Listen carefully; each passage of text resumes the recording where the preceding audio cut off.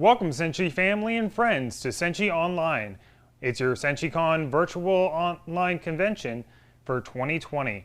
I'm Austin, I'm one of your 3 hosts. Now over to our other two hosts, Jacob and Nick. Hey everybody, it's Jake. Hey, and I'm Nick, your resident himbo and One Piece conspiracy theorist. So let's go ahead and roll out. We're going to say thank you to all of our sponsors right off the bat. So thank you to Game Theory, Games, Hobbies, and More. And Bosco's Comics, Cards, and Games. Video Game Depot. Yogurt Works. Vortex VR. MTA Gaming. AK Gamers. Funimation. MTA Gaming. Man, I can't read the small print. Right Stuff Anime. UEA Professional Gaming. We love you and thank you for sponsoring us. And if we missed any, we love you too. All right, back to Austin. Thank you, Jake and Nick, and thank you again to all of our sponsors. Now, we're going to take a short commercial break, and then we'll come on with Austin Roshan and our two special guests for Senshi Con 2020.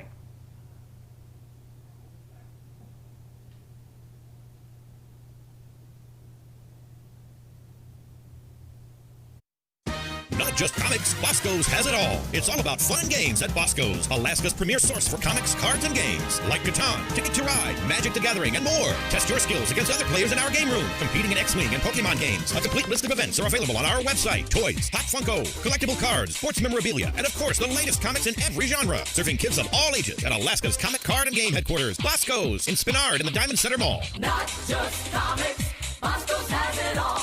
Bosco's!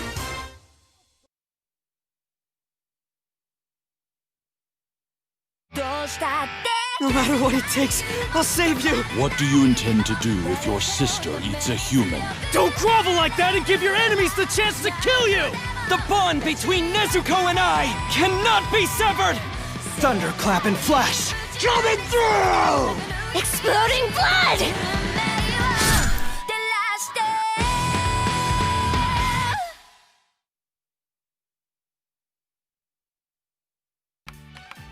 My family's in debt, and I'm tutoring you girls so that I can pay it off. Of course, you've all been giving me constant trouble. This is worse than I thought. All 5 of these girls could flunk out. Run for it!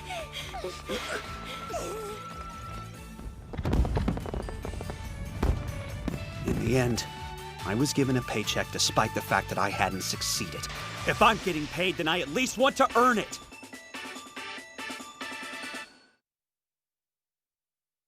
Escape to the world of anime with the Funimation app in both subs and dubs. You can stream and download anywhere, completely ad-free and in HD on the devices you love. What are you waiting for? Start your free trial now.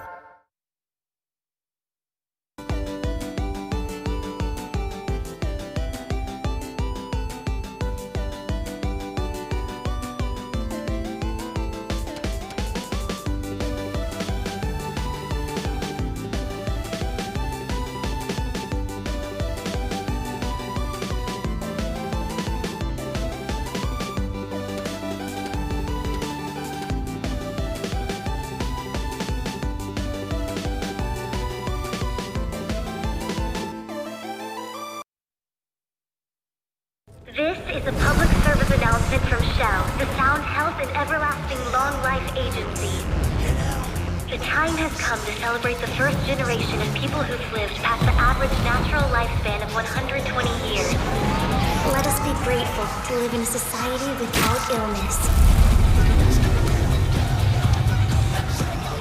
They're exploiting us. We don't get to live or die without their say-so.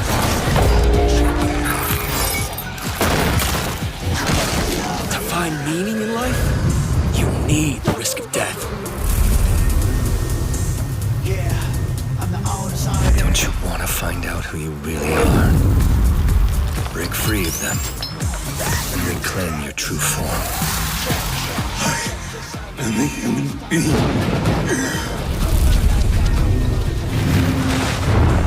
Yoshiko, stay back! What was that monster? Where'd it go?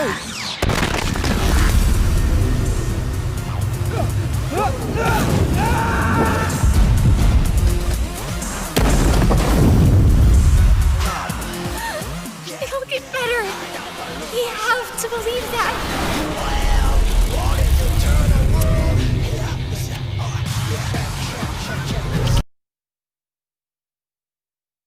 There is a world where any dream you dream can come true.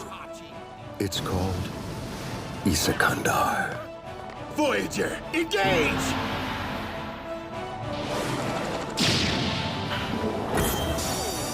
What the hell sort of festival is this? That is unfortunate. Please, let me off the hook just this once.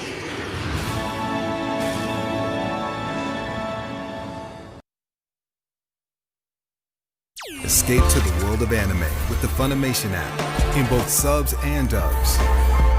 You can stream and download anywhere, completely ad-free and in HD on the devices you love.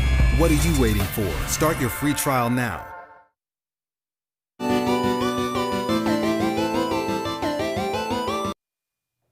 Hey, welcome back, folks. Hey, so before we get on with today's things, we decided that we'd discuss a little bit more about Senshi Con and what we're doing here for the virtual experience today. Some of you may be wondering such questions as, what is Senshi Con? Can I eat it? Second one, no. First one, Senshi Con is a convention that's been going on up here in the state of Alaska for the last 15 years. It is your premier Arctic anime convention. I'm like totally spaced. So, we are going to have special guests this year. Hopefully everybody signed up for that was hoping to get autographs from them. Otherwise, we are going to be showing them live, yes, because they're going to have their own panels. So we will be able to sit down and chat with our special guests, which is going to be a lot of fun. I hope everybody looks forward to that. Yep. Oh, and fun fact, Senshi Con, I've actually wondered what that's meant for years. Senshi is actually a warrior or soldier. Direct translation I could have looked up years ago, but I decided to just now. That's what Google's for. Yes, as well as this is a digital convention. The reason we are doing this is due to the risk of COVID-19. We would absolutely love to be doing this live and in person so we could see all your wonderful cosplays, all the wonderful things you people have for us, see the vendor booths, meet the guests in person. Unfortunately, with the risk of COVID-19, we don't want anybody to get sick. We'd rather you guys care about your health than be here in person. Of course, and we are going to have a virtual vendors hall as well.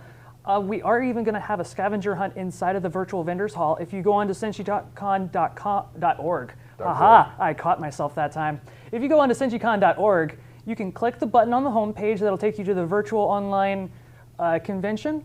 From there, you can click into the virtual vendors hall, which I believe is open now, and check out everybody that has got their stuff for sale up there.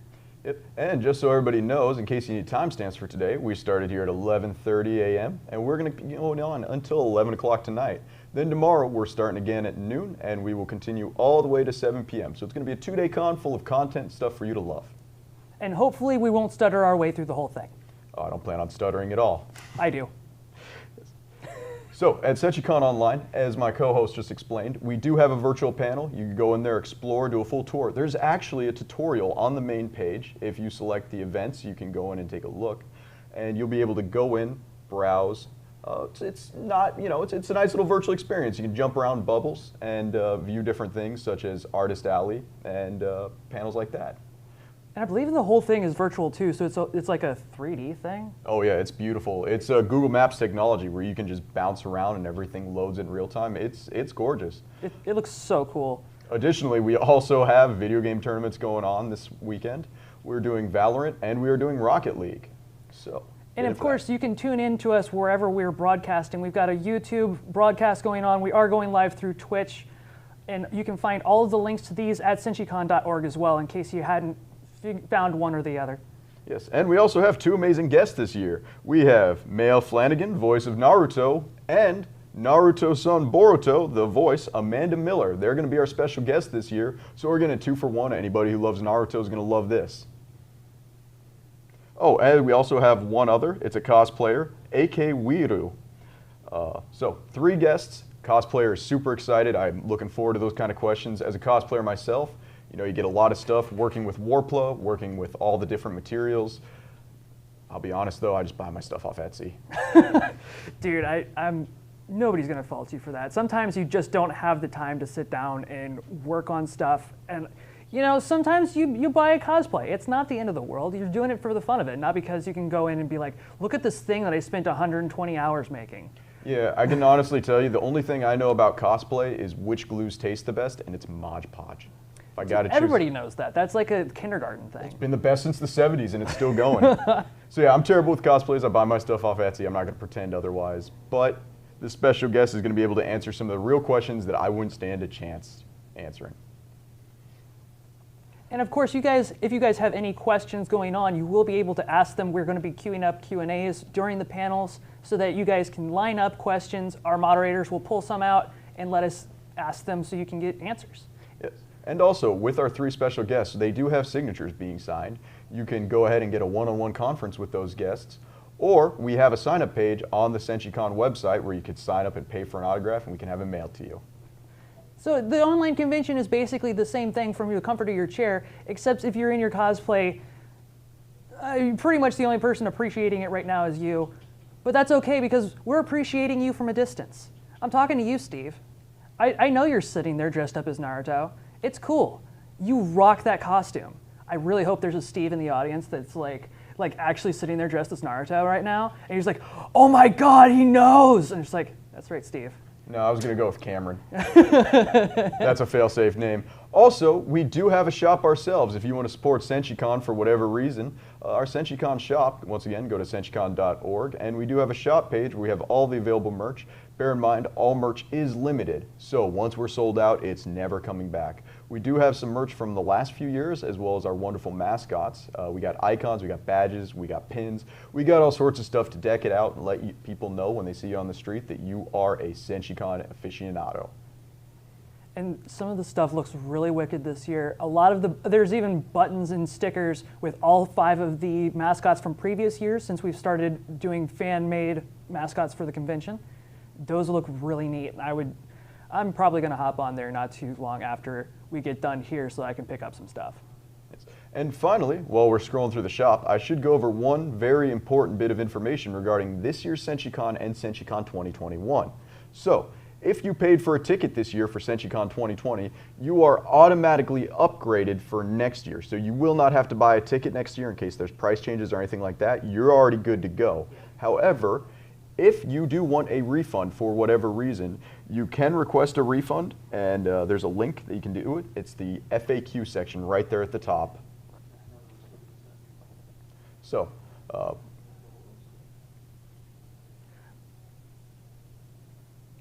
Yep, now it's back to us. Hi, everybody. So hopefully that's been a little bit more informative for you guys, give you an idea as to what's going on, what you can expect from us this week. And yeah, we got a lot of special stuff planned. Stay later tonight. We got some really great stuff involving the staff that you're going to love. We got Cards Against Otaku going on. We got all sorts of stuff. It'll get you in with the staff and see what we're doing, the type of people we are. This is not who I am at all. This is just a pretty face I put on for TV. Yep. And now we're cutting back to commercial. We hope to see you guys after the jump. Bye, everybody.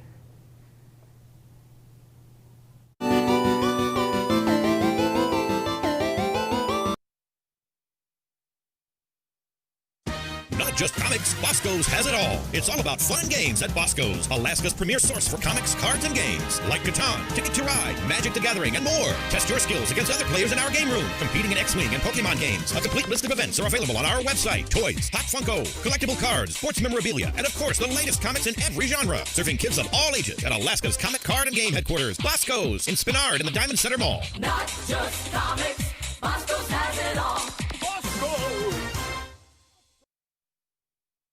This world is built upon connections. People share blood, the city they live in, even their desires. Everyone is connected somehow.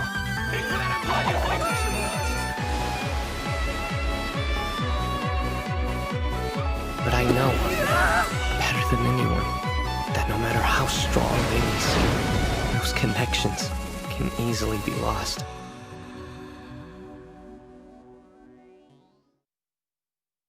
He can do things that other people can't. The world he sees is far greater than ours. Curses, spirits, they're all part of his daily life. Can I help this guy I know with his work? Hey, Mob, take care of this, will ya? Sure. Mob understood that what he fears, what he shirks from, the trials and tribulations he faces, are different than those of the rest of the world. We done then? Uh-huh. Escape Escape to the world of anime with the Funimation app in both subs and dubs. You can stream and download anywhere, completely ad-free and in HD on the devices you love. What are you waiting for? Start your free trial now.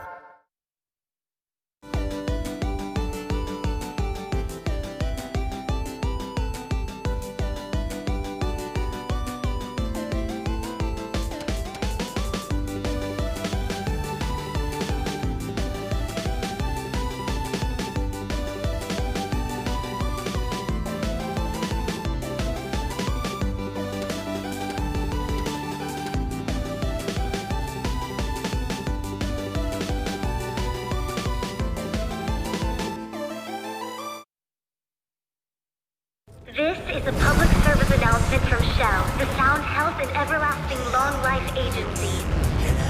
The time has come to celebrate the first generation of people who've lived past the average natural lifespan of 120 years. Let us be grateful to live in a society without illness. They're exploiting us. We don't get to live or die without their say-so.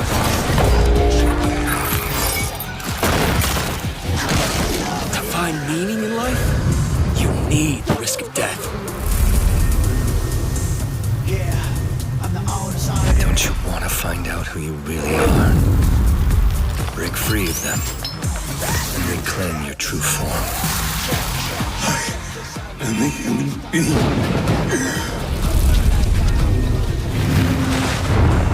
Yoshiko, stay back! What was that monster? Where'd it go?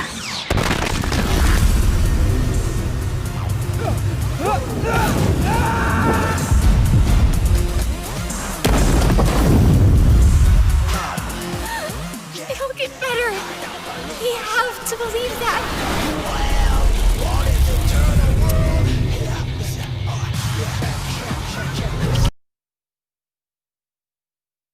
There is a world where any dream you dream can come true. It's called Isakandar. Voyager, engage!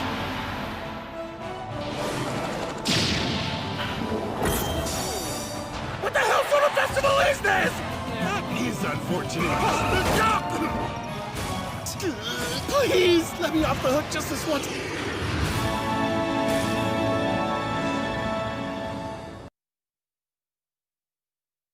Escape to the world of anime with the Funimation app in both subs and dubs. You can stream and download anywhere, completely ad-free and in HD on the devices you love. What are you waiting for? Start your free trial now. Special Fire Force, make way! This area is dangerous. One day, without cause or warning, people the world over began catching fire. They are called Infernals. The Special Fire Force's main duty is to put Infernals to rest, saving their souls in the process. So Shinra, why did you decide to join the Fire Force in the first place? Honestly, I just wanted to be a hero.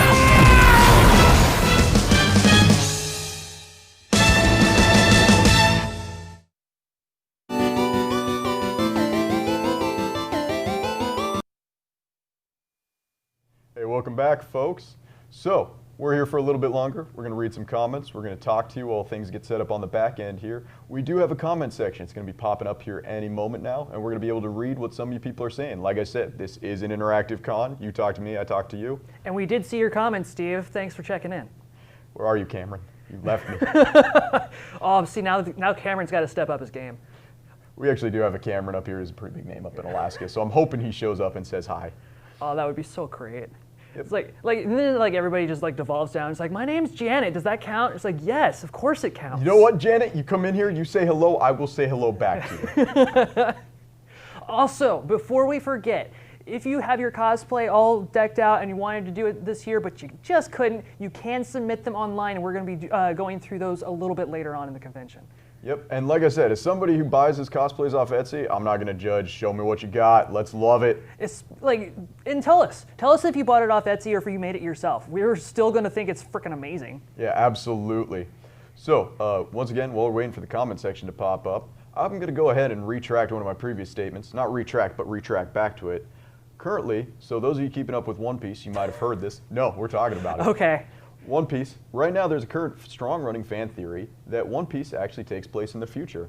Hey, Hi, Alina. You just saved everybody, Alina. Thank you. We're going to be talking about the future. We're going to be talking about devil fruits used for nuclear warfare. Like, you just saved everybody. He's going to talk about the One Piece like fan theories, and I'm going to go over like the Owl House fan theories. And between the two of us, we're going to cover all of the major animation houses. So Owl House? I'm not kidding. Ida and Ryoko from Tenchi Muyo, exact same character to a T. I love Ida. Like, let's get this out of the way so that we can move on with our lives. Ida is amazing, and I will die for her. No, Ida is absolutely one of the best animated characters to come out. There's nothing redeeming about her. She is completely garbage, and she is a beloved character. See, they sold me on her character when they had the voice actress from Just Shoot Me, the old 90s sitcom, playing her. Oh, no kidding. Yeah. Like it's so blatantly her, and I'm just like, I really want to take clips from Owl House now and just like sync old Just Shoot Me lines over the top of it. Well, see, what I would do is actually something else. I would take BoJack Horseman lines, because she's the mother from BoJack Horseman, and put those lines over Ito whenever she's talking to the kid. That would be amazing. Oh my goodness. Everything that Disney is doing right now is making me a little happy in terms of the animated shows that they're picking. Oh yeah, absolutely. And fun fact, you can watch Gargoyles right now on Disney Plus. I just discovered that the other day. And the complete first season of Owl House is going to be out on Disney Plus at the end of October. Yeah, it's Body Swap episode. They're the only show I think I've seen that's done a Freaky Friday episode that was genuinely good. Yes. I love the way they handled that episode.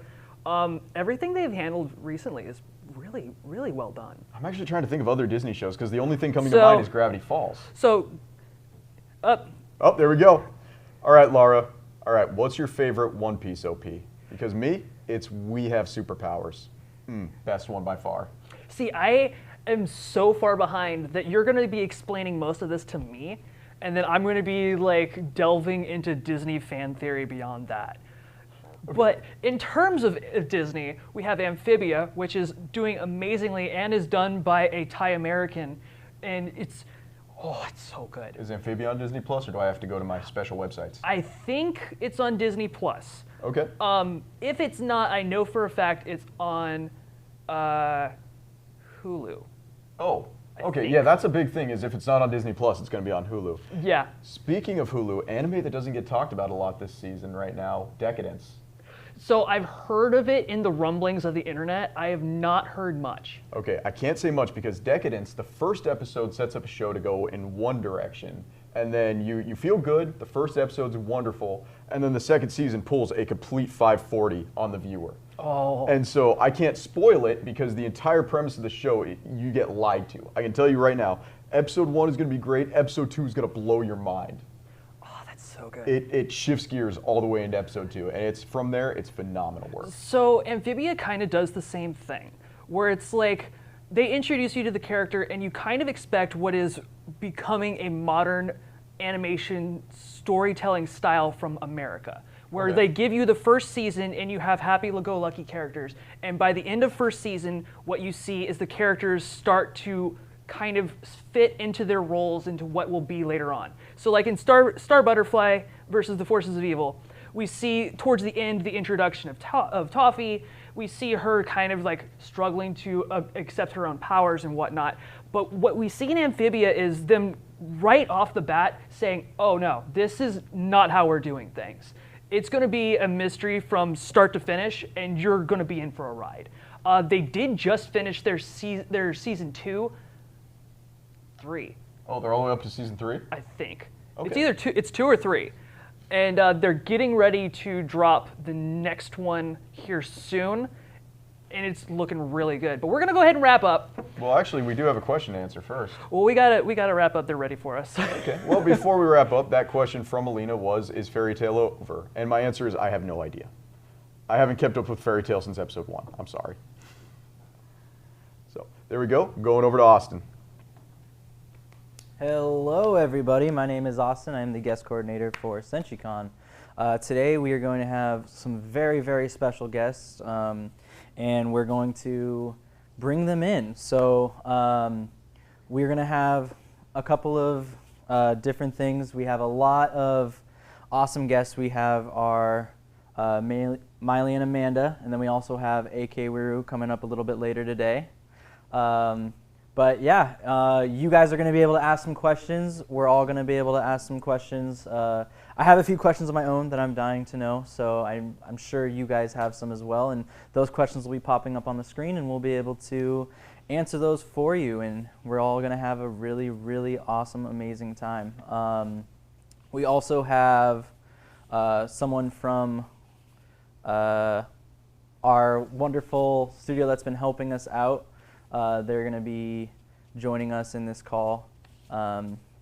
It's going to be a really, really fun time. I got my biggest question, I think, that I know all of you are dying to know is, like, you know, what's the best part about being a voice actor? What's the best part about being in the community, the anime community? And I mean, top 10 questions. What's the best ship? You know, who's your ships for all of your favorite shows? I know Nick is really into Hunter x Hunter, so he ships Hunter with Hunter. That's one of my favorite jokes. I had to pull it out. So we're gonna get started on introducing our wonderful talents today. So the first one I have, she has been always the spunky character and done so many amazing voices, and their voices just absolutely wonderful. They've been featured in shows like Gundam, Durarara, Sailor Moon, Crystal, the new ones that are being dubbed right now, as the voice of Sailor Jupiter, played Mikasa from Durarara, Ride, and Gundam. Really, really amazing. The son of Naruto, Boruto, and that is going to be Amanda Miller. She's going to be joining us, and we also have Malie Flanagan, she's been through 700 plus episodes of Naruto, different games, featured in a lot of live television, been on camera with like Lab Rats, Grey's Anatomy. She's been Emmy nominated for her voice in Jaker's Adventures of Piggly Wiggly. So I want to give a big, awesome welcome to both Amanda Miller and Maile Flanagan. They're going to be joining us. Everybody, let's give them a round of applause. Woo! Yeah! Bring them in. Have them join us. Hello, how are you? We're just going to get everybody in here. How's it going? Good. It froze up a little bit, so I'm sorry. Oh, no. And that's okay. So maybe Amanda's having that same issue. Okay. But hello, where are you? Hey, Amanda. Hello. Oh, there she is. How's it going? Good. How are you? I'm doing wonderful. I'm just hanging out. You know, we have a wonderful studio with us. We're just going to be having a wonderful time. It's going to be really exciting to ask you some questions. Hey, can you turn your volume up a little bit? Yeah, it's a little quiet. It's so hard to hear. Uh-oh, okay. Yeah, so he's going to adjust that while I talk. I'm going to, just keep bumping me up. My name is Austin. I like to sing. I like to dance. We're having a good time. How's that? Am I sounding any better, or we want more? You sound better. Yeah. Okay, but we can have more. You can go up a little more, I think. Amanda, what do you think? Okay. If you can go up, but now we can hear you a little bit better. Yeah, we can hear you. It was hard to hear. So, yeah, I mean, maybe if we have a couple more decibels, we can squeeze out. Good. So, I think, are you guys ready for some questions? I know I am. Sure. Awesome. So, cool. The first question, this is coming directly from me. We haven't had any pop up yet, but what kind of warm-ups do you do when you're getting ready to do a part or do some voiceover work? Like, do you do any vocal warm-ups? Do you do any like mental warm-ups? No, you just go for it? Yeah, I mean, I used to, but I'm glad I'm not the only one. Everybody at panels is always like, oh my God, I do all the scales, I do this and that. I'm like, Nah, I just kind of sometimes roll out of bed and then I roll into my booth. I mean, sometimes I hum, I guess, kind of sing along. You know, if we were in the car, I might put it on like 2 on satellite radio and sing along with the Jonas Brothers or something. But you know, but not for Naruto anymore, even though it's vocally taxing. But I might hum a little, try to clear my throat, which is impossible. So I think it depends on I think it depends too on like the character, because like we're both voicing boys, and so I feel like for boys it's actually a little bit more to your advantage to have a little texture and to have a little bit of like, you know, versus like if I'm voicing like a really like clear sounding like a teenage girl who's like needs to be up here, then yeah, if I just woke up, then maybe I might sing some musical theater. That's my jam, so that might help. Oh God, Amanda. I'm that person. I am that person who's like belting at the top of my lungs. Oh, I'm sure your roommates love it. I don't do that in the morning. Not with What's your, I do it in my car. What's your go-to for musical theater? What's your song? Like, what's your like? I mean, it just depends. Like, there's always the standbys of like Defying Gravity, which is like the high school. Defying Gravity. Well, yeah, that was like when I was in high school. That was the song, and so that still always like gets me. Wait, did you sing that song in high school? I mean, that was like when Wicked came out, and so like I was like, I got pulled over once because I was singing to Defying Gravity, and every time I sing to it, I'm always like, forget the speed, and I just go. But yeah, right now I'm listening to Carrie, the musical. Oh, is it good? It's pretty good. All right, so we do have a question popping up here. I have a camera in my face though, so You're I'm gonna have to low kinda again. look around. Sorry. Oh no. Can you turn your? So yeah, I'll talk. I don't know what it is, but your volume is very hard. It's very hard to hear. Okay. Where is this microphone? I'll just keep talking. On your right. We can see it under. Yeah. Look at your picture. There you go. Oh no, there you go. Okay. Is it pointing at? Seems like it's pointing at me. But I'm gonna just keep talking louder. Hopefully, maybe I'll have to yell. I'll have to do a little bit of voice acting myself. Yeah, do some musical theater voice. Okay, so the first question is for Naruto. In the episode Naruto Shippuden, you voiced 6 Naruto personalities, and I just want to know how they went for you. How did it go? How was it switching back and forth between these 6 different voices? Which episode? I think we're talking throughout the show. You've voiced 6 different characters. Sure. Yeah, I guess 6. Well, he was real little, then kind of little. Then he was a teenager. Then it was Shippuden. Then I guess. Yeah, I guess it's now just the like. Dad. Of course, you forget about the dad version of Naruto. Whatever, dude. Dad, you're a screw up. I'm leaving the family fortune to Himawari. Right. Oh, She goodness. deserves it because she never does anything ever in the show. She doesn't do anything in the show, right? Not really. yet. She's cute. She's just Himawari. It'll be Himawari, Boruto, Naruto, Next Generation. How would you say it, Amanda? Oh God, that would be like at the end of every episode. It'd be like, next time on Himawari, Boruto, Naruto, Next Generation. See, you nailed it. I can't do it because I did one promo for Boruto, by the way. Where I had to do the tag. Boruto, Naruto, Next Generations.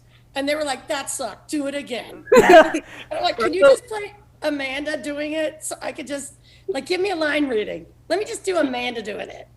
And they did. I was like, how does Amanda do that? Just tell me.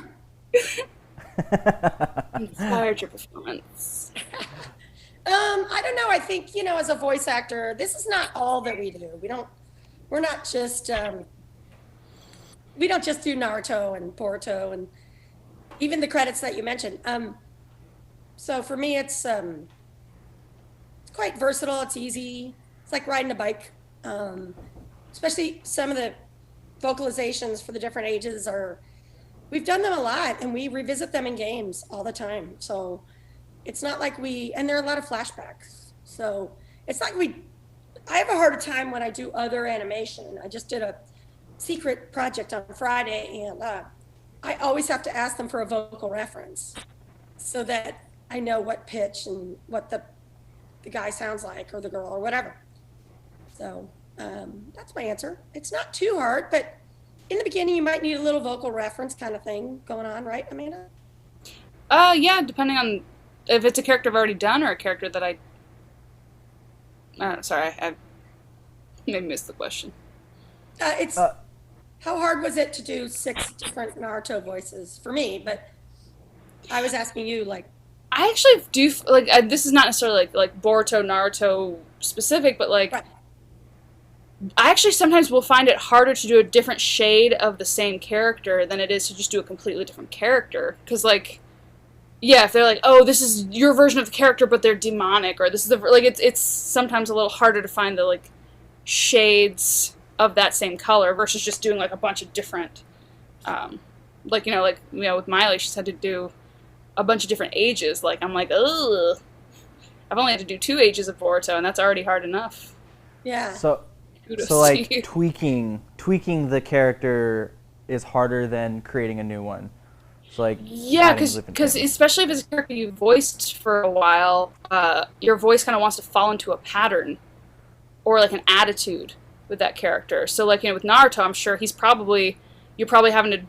I mean, he's still like a goofball, but he's also more mature now as an adult. So it's like I'm sure it's probably been weird to shift from like the knuckleheaded ninja to there's a lot less frivolity, and that helps with directors saying, make it a little more, and especially like sage mode, like it's like, all right, it's sage mode, and you kind of have to go, sage mode is a little more like almost monotone, but not really. But yeah.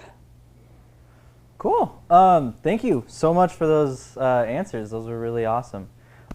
We have another question by X Mecha Dragon. They asked, what is your favorite voice role that you most enjoyed doing? So over the years, what is your favorite that you've most enjoyed doing? Or do you have a favorite? I love doing Naruto, of course. It's iconic, it's amazing, it's great. It's been amazing because most character voices you do don't age, right? And they don't go through as much crap as this. Like, I make the comparison, not that I'm on that level, but with Bart Simpson, he's been the same age for 20 years. So it's fortunate for me to have done a character that ages and goes through grief and all that stuff. Not that I wouldn't mind being Bart Simpson, hello, but I also have a special place in my heart for Piggly and Jaker's The Adventures of Piggly because it was a show that was sort of set in the past, and it was Irish, and I'm of Irish heritage, and it was with co-production with Irish folks on the BBC, and it was just charming and sweet and cute and fun to do, and we had a great cast, and it was original animation, so we all did it together, that's always really awesome. Yeah, I mean, I have a couple different favorites too for different reasons. Like Sailor Jupiter was like my sentimental favorite because I grew up watching Sailor Moon, and Sailor Jupiter was my favorite character. So being able to voice her as an adult is still such a surreal, awesome thing that I'll always cherish. Boruto is my first like lead character and there is something fun about that because when you have the character that's the focus of the show, you get to see him in all the different angles, and like so you're not just seeing like a one-dimensional version of him. You're getting to see like how is he with his friends, how is he with his dad, how is he when he's scared or when he's pretending. Like you get to, it's as an actor, there's so much fun you can have like getting to see all the shades of a character. And also he's just, I mean, I don't know. I guess some people might be like he's whiny because he doesn't like his dad, but I'm like I think he's endearing. I think he's he's got this like naivete about the world that makes him really sweet, where he just like wants to believe the best in people. Believe it. He wants to believe. He wants to believe the best in people, and like he might not be happy with his dad, but I just love that he's like he won't leave a friend behind, because I am 100% somebody in real life who would totally do that. Leave a friend behind. At Disney World, I'm like, yo, I'm getting in this line. If you don't hurry up, I'm going on the ride without you. I'm not missing the park's closing. I'm like, no, we're going. I will leave you behind. So I'm the one who's like worried and can't enjoy the ride because I'm worried about the person that I left behind. Nope, I'm like, yo, we had an equal chance to get here. You were slow, or you didn't plan properly. You didn't wear the right foot accoutrement. You wore flip flops. Well, I have no sympathy for people that wear the wrong footwear. Like it's like really. Yeah, like I'm like, if it's something you can control, I'll leave you behind because I'm like, this was 100% on you. I'm not gonna miss the haunted mansion because I'm with you on that. You could have worn running shoes. You could have had your joggers on. Nope. Okay. Good. Thank you. We have another question that came in. This is from ZZ on our Discord. We're balancing a lot of different avenues that are like boom, question here, boom, question there. So it's I know. I wish hectic, we could but see it's some fun. of these people. I know. That's the problem with virtual conventions. Our joy is seeing and meeting people. Like, don't you think, Amanda? It is. Although I feel like right now they'd be like, please don't turn the cameras on us because like I don't know, when I'm going on Zoom stuff, half the time I'm in my underpants or something. So they're like, I'm not don't turn the camera on. Gotcha. You just see like, hi, Yeah, you'll see a lot of people like laying on their beds, like, oh, Cheeto. sorry. They got the Cheeto I fingers. have a student that was on his bed, but he was sick, and I was like, you're cool, dude. You're allowed. Yeah, he was allowed. He was sick, so, but like another friend of mine was teaching, and they had a student. Like, you can't be in your pool. Technology Oh my says I goodness. can. And it was a theater class, and she's like, you gotta get out of your pool. I'm usually the one eating on Zoom. Like during a Zoom class or a Zoom meeting, I'm always the one who's somehow just like always eating. Oh, I always see my students eating. And I talk to my other teachers, and they're like, oh no, if they put their head down like this, I demerit them like half a grade. I'm like, oh, I'm so easy. Like they'll be like, oh, yeah, right, okay. All right, Anyway. so since Naruto and Boruto is such a long-running series, did you ever watch the Japanese dub or Japanese No. dub and read the manga to get an idea of No. where your character is going? No? No. I want to. That was easy. I just haven't. I've been haven't had very time. busy with other things, but I want to read it because like everybody's like, oh, did you hear about this happens in the Boruto manga? And like so people at cons would spoil it for me, and I'm like, Oh. wait, what? So now I should read ahead so I can always be the one. I can spoil it before they can. Spoil it Before back you at get them. to say it. You're like, I know what you're about to say. Yes. I'm or like, yeah, something like so-and-so that. and so-and-so dies. And then they're like, what? No, I haven't read that far. I'm like, well, you should have been like me and read the manga ahead of time. There's not enough time in the day, man. Yeah. I'm having a smoothie. Ooh. Now you're the one eating on Zoom. Yeah. I am. Awesome. So we have another question on the Discord. What's the hardest voice lines that you have to do, or voice emotions? What was do you have anything that kind of sticks out as like, ooh, this one was super challenging for you?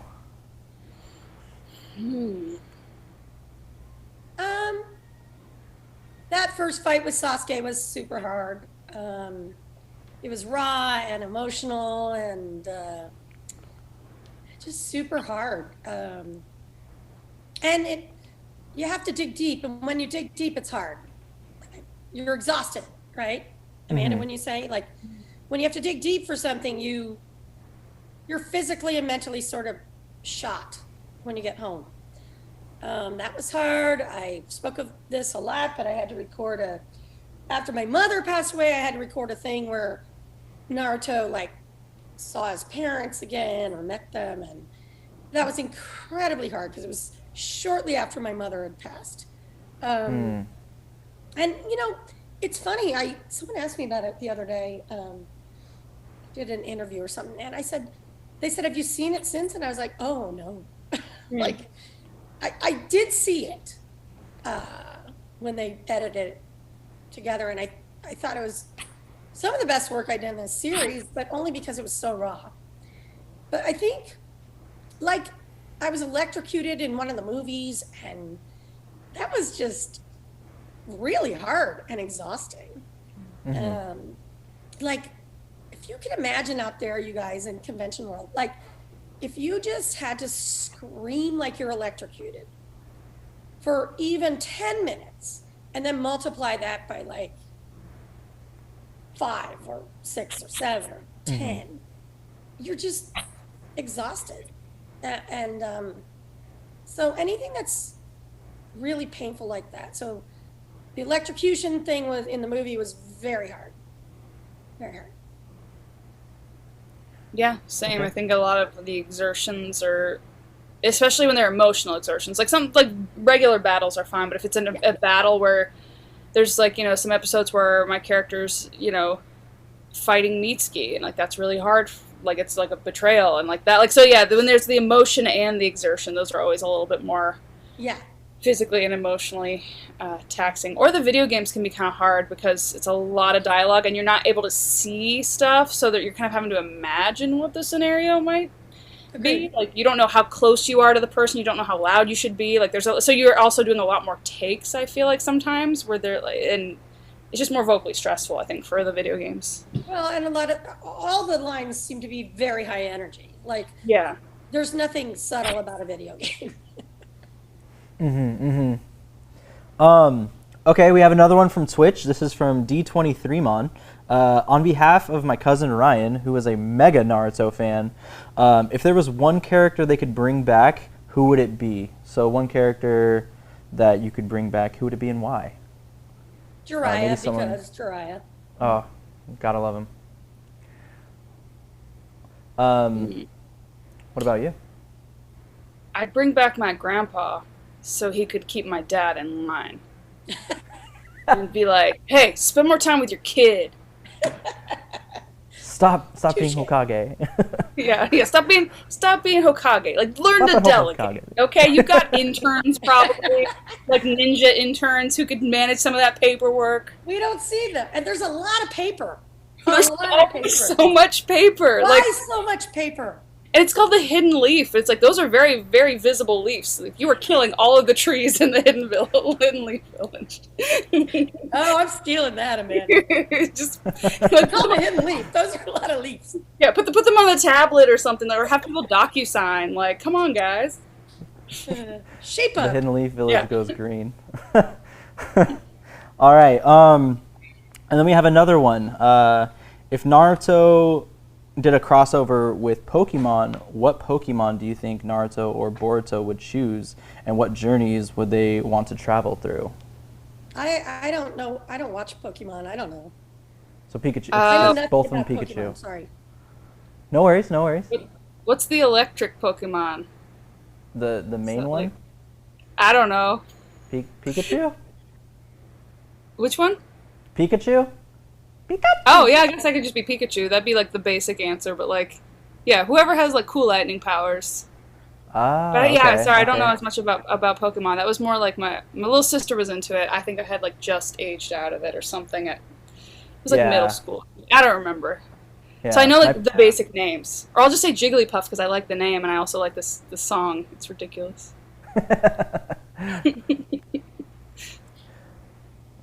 Cool. So, a lot of the questions, do we have any questions that have popped up on YouTube at all?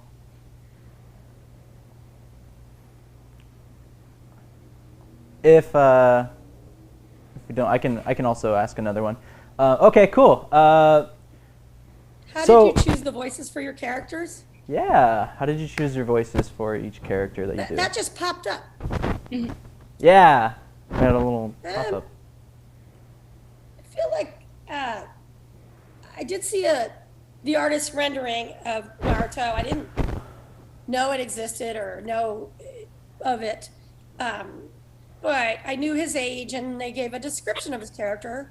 Boy, I wish I could have kept that audition request, you know, because they give you a little. Sometimes you get a drawing, and sometimes you don't, right? Because they're going to animate it after you voice it. But for me, sometimes when you look at a rendering, an artist rendering, you just kind of pops in your head.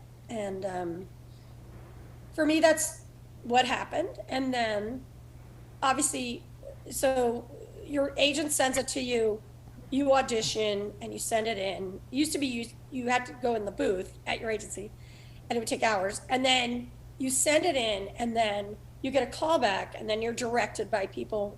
So with Naruto, because it was such a franchise, which I didn't know, and a lead character, which I did know, there are a lot of people in that room. They're on the other side of the glass that are deciding what you should do. And thankfully, you can't hear the direction they're giving to the director who directs you on how to act. So, because you don't want to hear all these opinions. So a great director sort of takes the ideas of the producer, maybe the producing partner, maybe the writer, whatever. So they direct you and you finesse it that way in a callback. Now with Zoom, we still have callbacks like that. But I think a lot of our stuff mostly is done where we just send it in. And I've done some Zoom callbacks for Nickelodeon and stuff. And you just hope that you're on target. And then they could say, we like the voice, but can you make that a little bigger, or a little smaller, or a little older, a little younger? Yesterday I was given the direction, make it chestier. And I knew what they meant. It's like, you know? So we come up with the voices, and then if we're lucky, we get directed to perfect them. Yeah, I think definitely dittoing, I don't know, that's not a verb, seconding a lot of that stuff, because like having a photo always helps, because you can even see like when the poses, like, you know, if you look up a pose of Boruto or Naruto, you can kind of see like their attitude. I think attitude is definitely, a lot of people think it's like, oh, you just pick up a weird voice to do. It's like, no, it's more the, how does this person move about the world? Like, are they really shy? Because shy people tend to not be on voice as much, and so they're a little bit more, like, you know, like you have those anime characters that are a little bit more like, I don't really want to take up space, I don't want to be seen. Whereas, like, you know, you got somebody like Boruto or Naruto who's like, yeah, I'm awesome. Like there's a little bit more, it's fascinating. Like, we're actors, so it's like we're all pretentious, but like it's an instrument, and so it's like, you know, like Maile was saying, like chestier, like seeing the image, like if it's like a big giant character or if it's a tiny character with like a big nose or whatever, like it kind of helps you figure out like maybe they might resonate in their mask more, so it's a little bit more, you know, like up here, like, so sometimes it's the visuals help create the voice, but other times it's just you start going and the client is like, make her younger, make her more this, give her a lisp. So sometimes it's a collaboration, and then other times it's just, sometimes they just cast it because that's who you are. Like, you know, your personality might already kind of be that, and so, like, you don't really have to tweak it that much. You're like, yeah, I know exactly how this character talks because it's me. Yeah.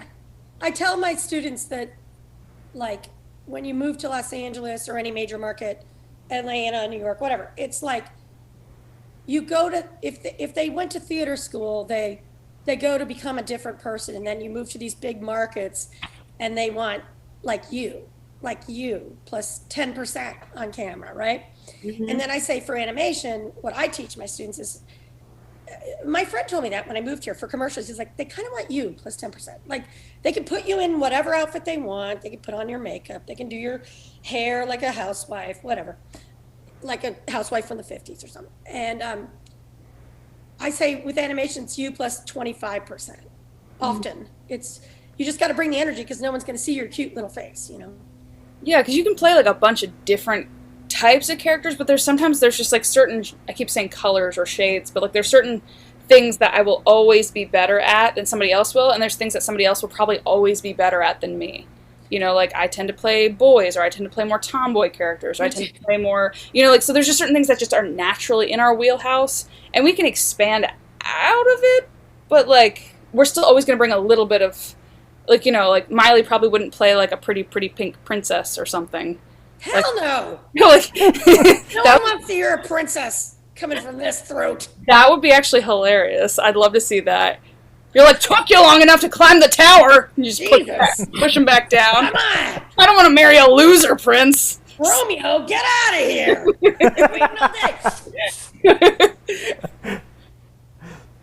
Awesome. Speaking of having to do like remote working and stuff like that? You said you were doing teaching and stuff like that.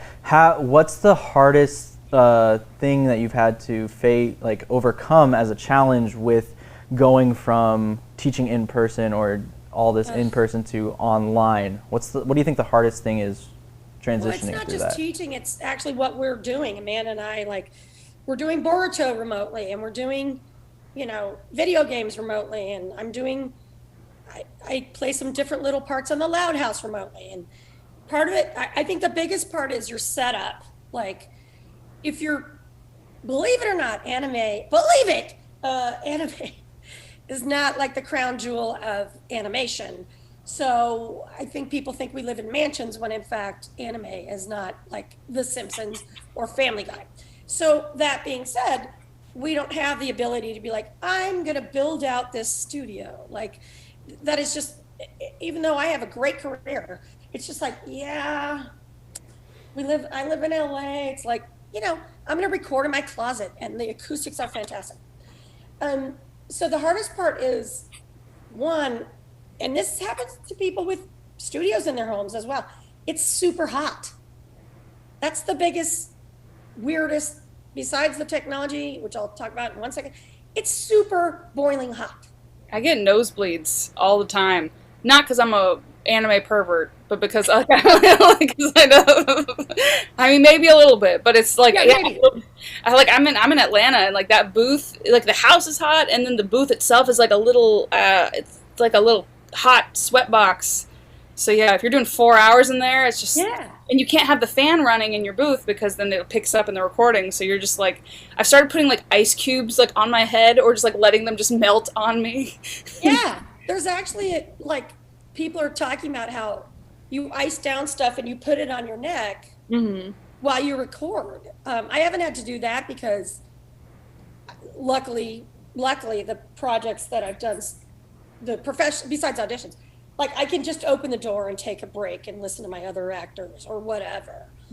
It's still hot though, and after 3 or 4 hours, God, it's just a monster. And the other thing is technology. Instead of just going in, sitting down, you get your water, your cup of tea, whatever, and you start.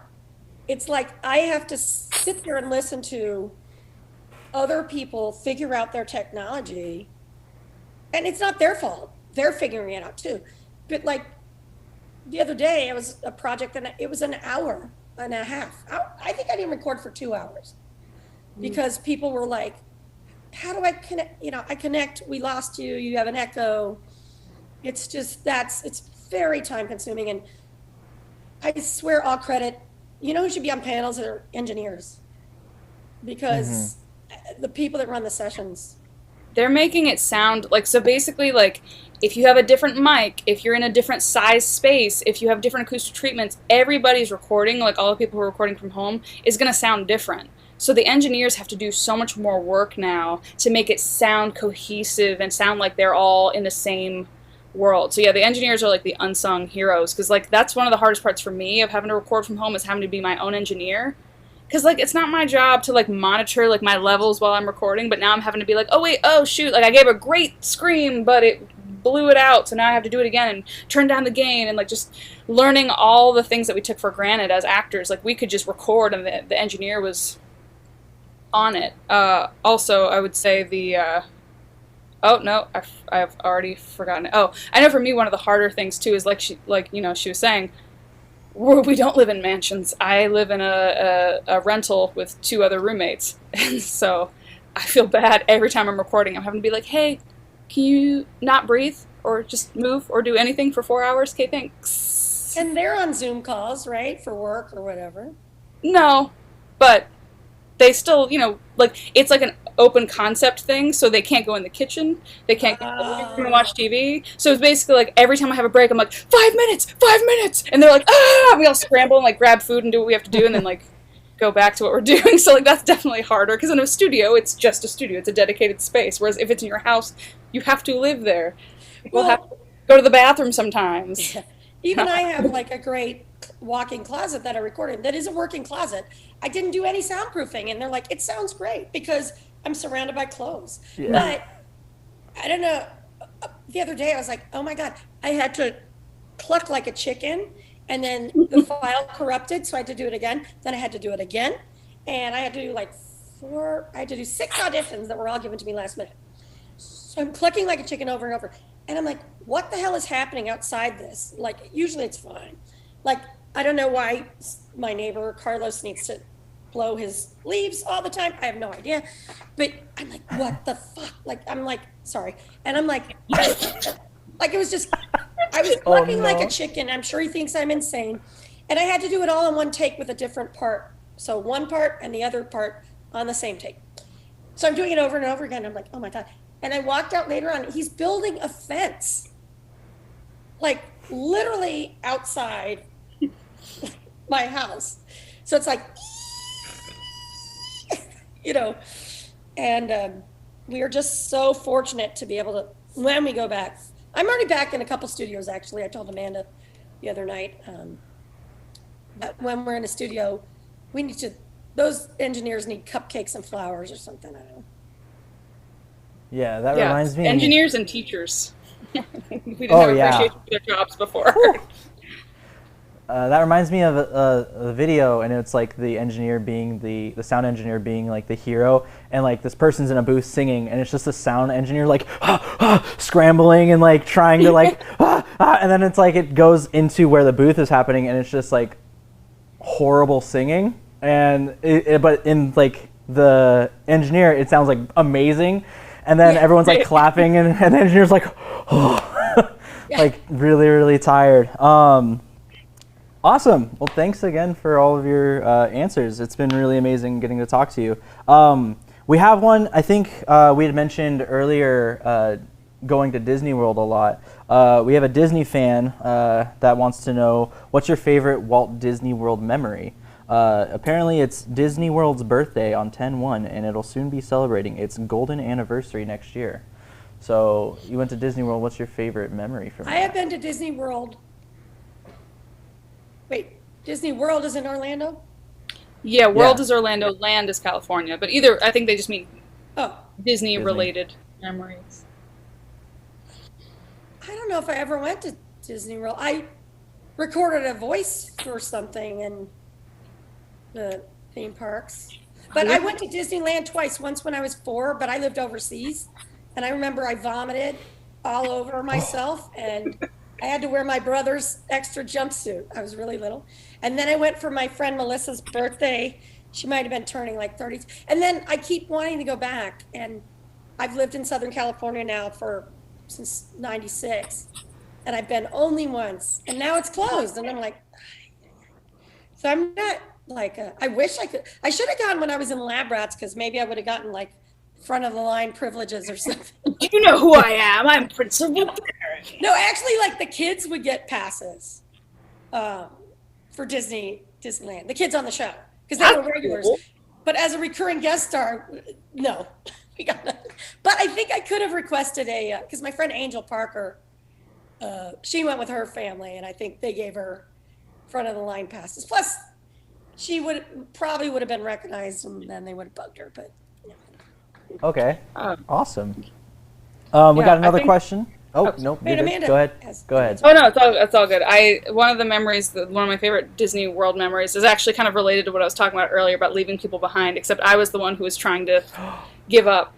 It was when me, Stephanie Shea, and Jeremy Lee were at a con in Orlando a couple years back, and I really wanted to go on the Haunted Mansion, and for some reason, like, we couldn't go. One of the days we didn't go, so they promised me we'd go the next day, and then we were late, and there was only like 30 minutes left. Like, by the time we got to the park, there was like not a lot of time left, and then we got stuck on the monorail for like 20 minutes, and then we only had like 10 minutes, and they're like, no, we're not giving up. I'm like, guys, we should just give up. And so Stephanie and Jeremy were like, this way, to the Haunted Mansion, because I guess the park was closing earlier because they were doing like a private event, or like a party, so it was closing at like 9, and it was like 8:45 at this point, and we're just like running to try and find the Haunted Mansion, and like then we got lost because they thought it was like Disneyland. Like, they didn't realize Disney World is a lot bigger and it's set up differently. So they were so confident, and they had me, and I was like so pissed because I'm just like, I have asthma and this is dumb. Let's give up. It's not worth it. I'm just gonna go home and just curl in a ball and die. and Stephanie like, gave me this whole speech about, do you understand the Olympics? Have you ever seen the Olympics? And there are so many stories of people who were told they couldn't do it, and if they just gave up, they would never have won that medal. So are you gonna give up? It's like because she's like Sailor Moon, and she's also my mom in this show. So it's like she was very like mom / Sailor Moon. Like, wait, did you make it? We ended up making it to the line. Although we made it after 9, and so at that point everybody had their like private badges, like for like they're like, we're here with the private event, and like we just like snuck in anyway. And the whole time I was like, oh gosh, they're gonna figure us out. They're gonna figure us out. And like the ride stopped halfway through because I guess something got stuck. And then I was like, they found us. They know we're here. They're gonna come and get us. And they did not come and get us. But it was guess where I'm never going with you. Disneyland, Disney World. Yeah. It's fun, just don't go. I need time. Don't rush me. Like, don't be like, we only have 10 minutes to get all the way across the park before they'll kick us out. And I'm like, no, that's too much pressure. I'm going home. Still not going. It'll be fun. We can do the, what is it, Epcot drink around the world thing or something? I don't know. I don't know. You can go to like the different food places and try all the different drinks of different countries and stuff. Anyway. Awesome. So, thank you again. We have, this is for Maile. Which character from Naruto do you think would be best in terms, or on best terms with Principal Perry from Lab Rats? Naruto. Naruto? Yeah. What am I going to say? Choji? Come on. I mean, I think the younger Naruto would be a perfect matchup. The older Naruto, not so much. Yeah. The younger Naruto was a knuckleheaded ninja. Hey! So I think that's a perfect, it would be like sort of like Principal Perry with her knuckleheaded nephew. Okay. Yeah. Awesome. Okay, this one's for Amanda. If Sailor Moon crossed over with Marvel, what team would Sailor Jupiter join forces with? Avengers or Guardians of the Galaxy? There's a lot of crossover questions going on. There are. I mean, Amanda would join the Guardians of the Galaxy because she likes some Chris Pratt. But Sailor Jupiter would probably, I feel like she'd probably join the Avengers. Because I feel like the Avengers are more like, I don't know, the Guardians sometimes have moments where it's like, this is a questionable thing to do. Whereas like the Avengers are a little bit more like, we're saving the world, this is how we're going to... Well, actually, no, I guess that's why they had the whole the Civil War movie. I don't know if she'd be like a Captain America or a Tony Stark.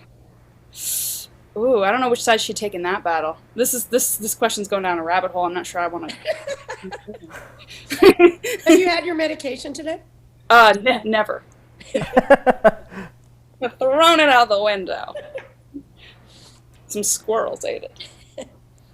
So as you kind of interact with different characters during the course of their shows, when you know something is going to happen, like a character might be, leaving the show or anything like that, how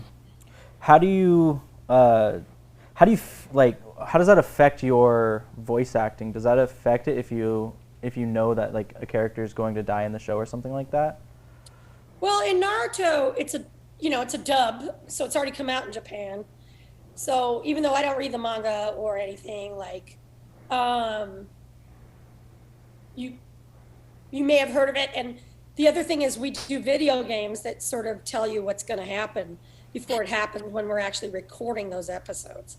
So I remember Jiraiya, spoiler, the Jiraiya thing, and I did a video game, and I was like, what happened? Oh. And it was like 2 years later that we got to that arc of the series. Gosh. Yeah. And so, but in live action, like Disney, like the kids were leaving, and we had to, 2 of the kids stayed and 2 left, and we kind of did a spinoff. And I mean, there was weeping and crying at the table read, and boy, oh boy, when they said goodbye for the final time, still, I'm choked up now. And we did kind of a spinoff that only lasted like a year or so, but it was really hard, like, because especially if you're doing group things. See, we don't, anime and dubbing we do by ourselves. So you don't always have that camaraderie that you develop with the whole cast.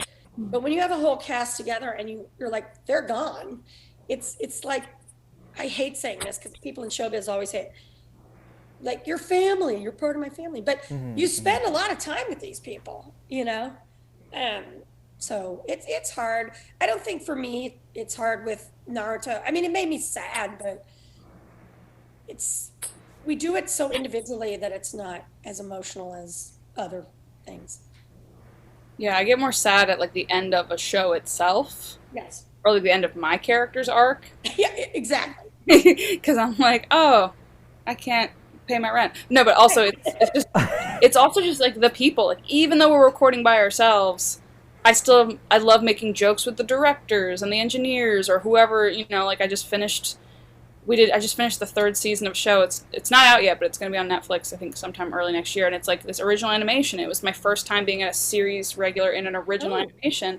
So it was really cool being able to craft this character with these creators. And I'm going to miss the director. Like, you know, like the last session, it was hard. Like, we all like didn't want to sign off because it's just like, I mean, it's like saying goodbye. It's nobody likes saying goodbye. So. Awesome. So this next one is for Maile. Since Naruto is named after a ramen topping, and he loves his ramen. Do you enjoy ramen, and what's your favorite ramen style? I guess whether it be like the pork, the chicken, I gotcha. Seafood. Yeah, I do enjoy ramen very much. Too much, maybe. But a new ramen place opened up near me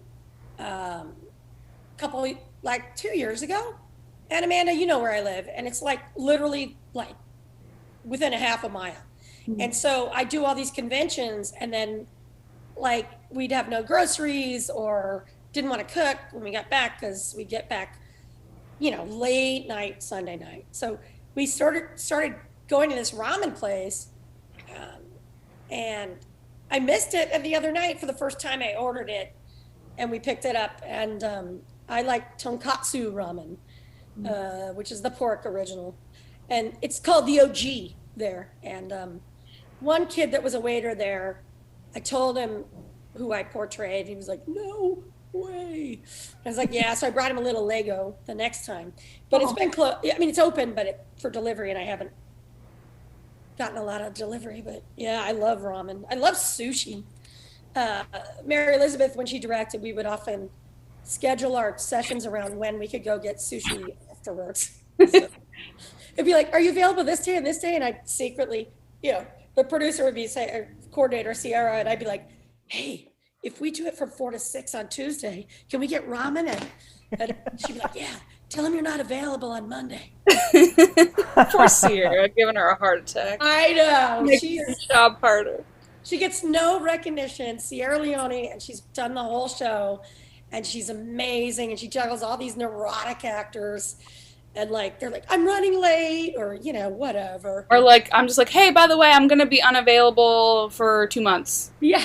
Oh, okay, sure. Like, she just figures it out. You're like, "I'm flying in from a convention in Dallas, but there's a hurricane, so I may or may not make it tomorrow." You know? Right. Anyway, Amanda, ramen? That makes me want ramen right now. What was the question? What was my favorite ramen, or just do I like ramen? So, what type of ramen is your favorite? I'm a barbarian. Oh. I like Nissin packaged ramen more than the ramen I've had at restaurants. And I've actually had a lot of ramen at restaurants, and for some reason I just feel like what? The only places I've liked are the ones where they use fresh noodles. Yeah. But a lot of them don't. Like, a lot of them are just like, they'll use, like, you know, it's like, you know, they'll cook the noodles there. But I'm talking about like if you ever do Blue Apron and they send you the fresh noodles that you cook yourself. I love that kind of ramen. But yeah, other than that, I'm just like, this just tastes like spaghetti. Like, I like the broth, but I'm very particular about my carbs. I'm like, if I'm gonna do them, they need to be delicious. You know what? One of the best ramen, two of the best ramen places I've ever had, and they do their own noodles, is in the Tokyo airport and the Minneapolis airport. They have a ramen place that's amazing. I will totally try it. I'm always down to find like real ramen that like tastes good. But I'm like, a lot of times I'm like, hey, these noodles, are they like fresh? They're like, yeah, we cooked them fresh. I'm like, but they're not like, it's just different. There's like a chewiness to fresh noodles that's different. You just Next time you crash with us, I'm going to bring you to a place or get it takeout from a place. I love that because the packaged ramen I think I just like because it probably has so much sodium. I don't notice that the noodles are crap. I'm like, so much MSG and sodium. I'm like, great, cool, awesome. Awesome. So this one's another one for both of you. If a voice actor gets sick or something happens and they can't sound the same for the character, what kind of happens with production, with like deadlines and stuff like that? I've gotten in trouble for that before. Especially because now, like I used to live in LA, so it was easier. But then like now that I live in Atlanta the past 2 years, sometimes I'll be flying out. So like I'll buy my tickets because like I'm paying to fly myself out. And so there's times I'll have bought the tickets already and have and they'll have scheduled me like weeks in advance. And then like the week before, or like I'm supposed to be there on a Monday or something, and I'm flying in Sunday night. And then Friday night, I'm suddenly like, oh God, like my throat's getting scratchy and it's suddenly sounding like, and then I'll like lose my voice. And like that's hard because it's also hard to contact people over the weekend. But also you don't want to cancel sessions and then find out like, oh, actually I would have been fine. So yeah, there's been 1 or 2 times where I thought I'd be better, and then when I landed in LA, I was like, oh no, it's still not. It wasn't gone, but it was like the tail end of a cold or the tail end of things. And there have been times where I've tried to record. It actually works easier for Boruto because, like I said, it's like he's in that part of my voice where I'm not having to go as high, so you can't always tell the difference. Right. But if I'm having to do like a female character, it's definitely more like, oh, you can kind of tell that I'm. Yeah, I haven't figured out what to do there. I mean, for voiceover, luckily, I think most of the time they don't want you to record. And anything with actually even the dubbing stuff like anime, but there's a long time period where they're sending it to production and stuff like that. I've been on shows with a lot of movie stars in voiceover, and they're just not available because they're in like Africa or, like they're just in a jungle somewhere shooting, and they make it work. So that's easier. They'll make it work for them. I've had times where they're like, if you're not here this week, we're firing you. So then I'm like, oh, I guess I'll try to get better.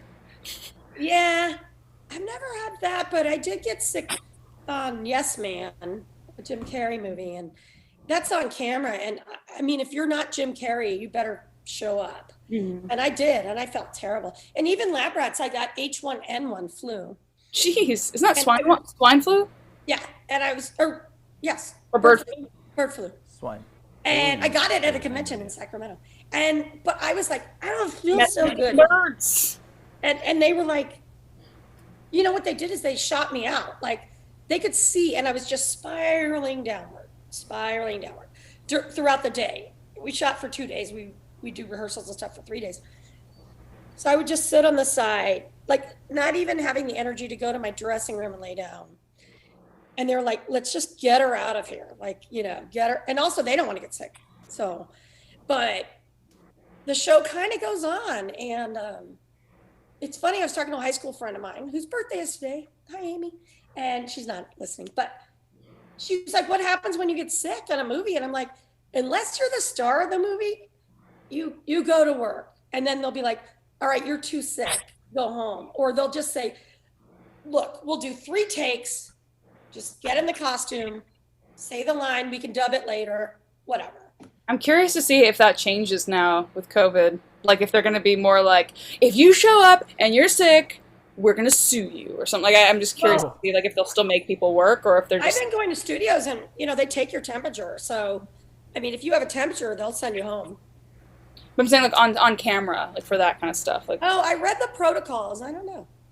It seems like it should be fine. I'm just wondering, like, if you do show up, not with COVID, but if you just show up sick, like if you had bird flu, they'd be as accepting now, or if they'd be like, "Go home." I think they'd make you go home. Like, get out of here. I think that's why insurance rates are through the roof. Yeah. Bye independent films. I mean, it's gonna be ugly. Well, thank you. So we have one that was kind of two separate questions, but I'm going to combine them into two. Your favorite line from your biggest role. So your favorite line, and can you do them in the character voice? We had a couple of people on Discord ask that one. Believe it! Believe it! I was thinking that was going to happen. That's probably one of my favorite lines ever. Yeah, it's hard to think of, like, I mean, because there's like the catchphrasey lines, but like favorite. I mean, there's definitely like lines that made me laugh really hard, like during Boruto. I don't remember which episode it is, but there's this creepy guy who like licks stuff, and I feel like there's a lot of lines I have that are like really funny, where it's like, did you just lick that? Like, just kind of like very like because he literally is like. This, like, I think it's like a bird scientist. That's probably how Maile. Oh yeah, I know that episode. Yeah, it's probably how Maile got bird flu. But like this guy like is like, oh yes, this is bird poop, and Boruto's just like, what are you doing? Like, just like the whole episode. It's like, he's like, oh, please don't like that. I've only seen the parts that I did in that, and I was like, what the hell is happening in this episode? Yeah, he's just like, I'm like, leave those birds alone, man. Don't stop. And I think he licks. I can't remember if he like licks people. I feel like he's like, oh, that's how you figure out the composition of something. Like, I'm just like, stop, bro. Knock it off. I'll just go with Amanda's. I don't have I mean, there are so many episodes. I do like this one line, which I've said at conventions before, but I'll say it again. Sasuke. Why does everything have to be all about Sasuke? And I just remembered it because it made me laugh so hard.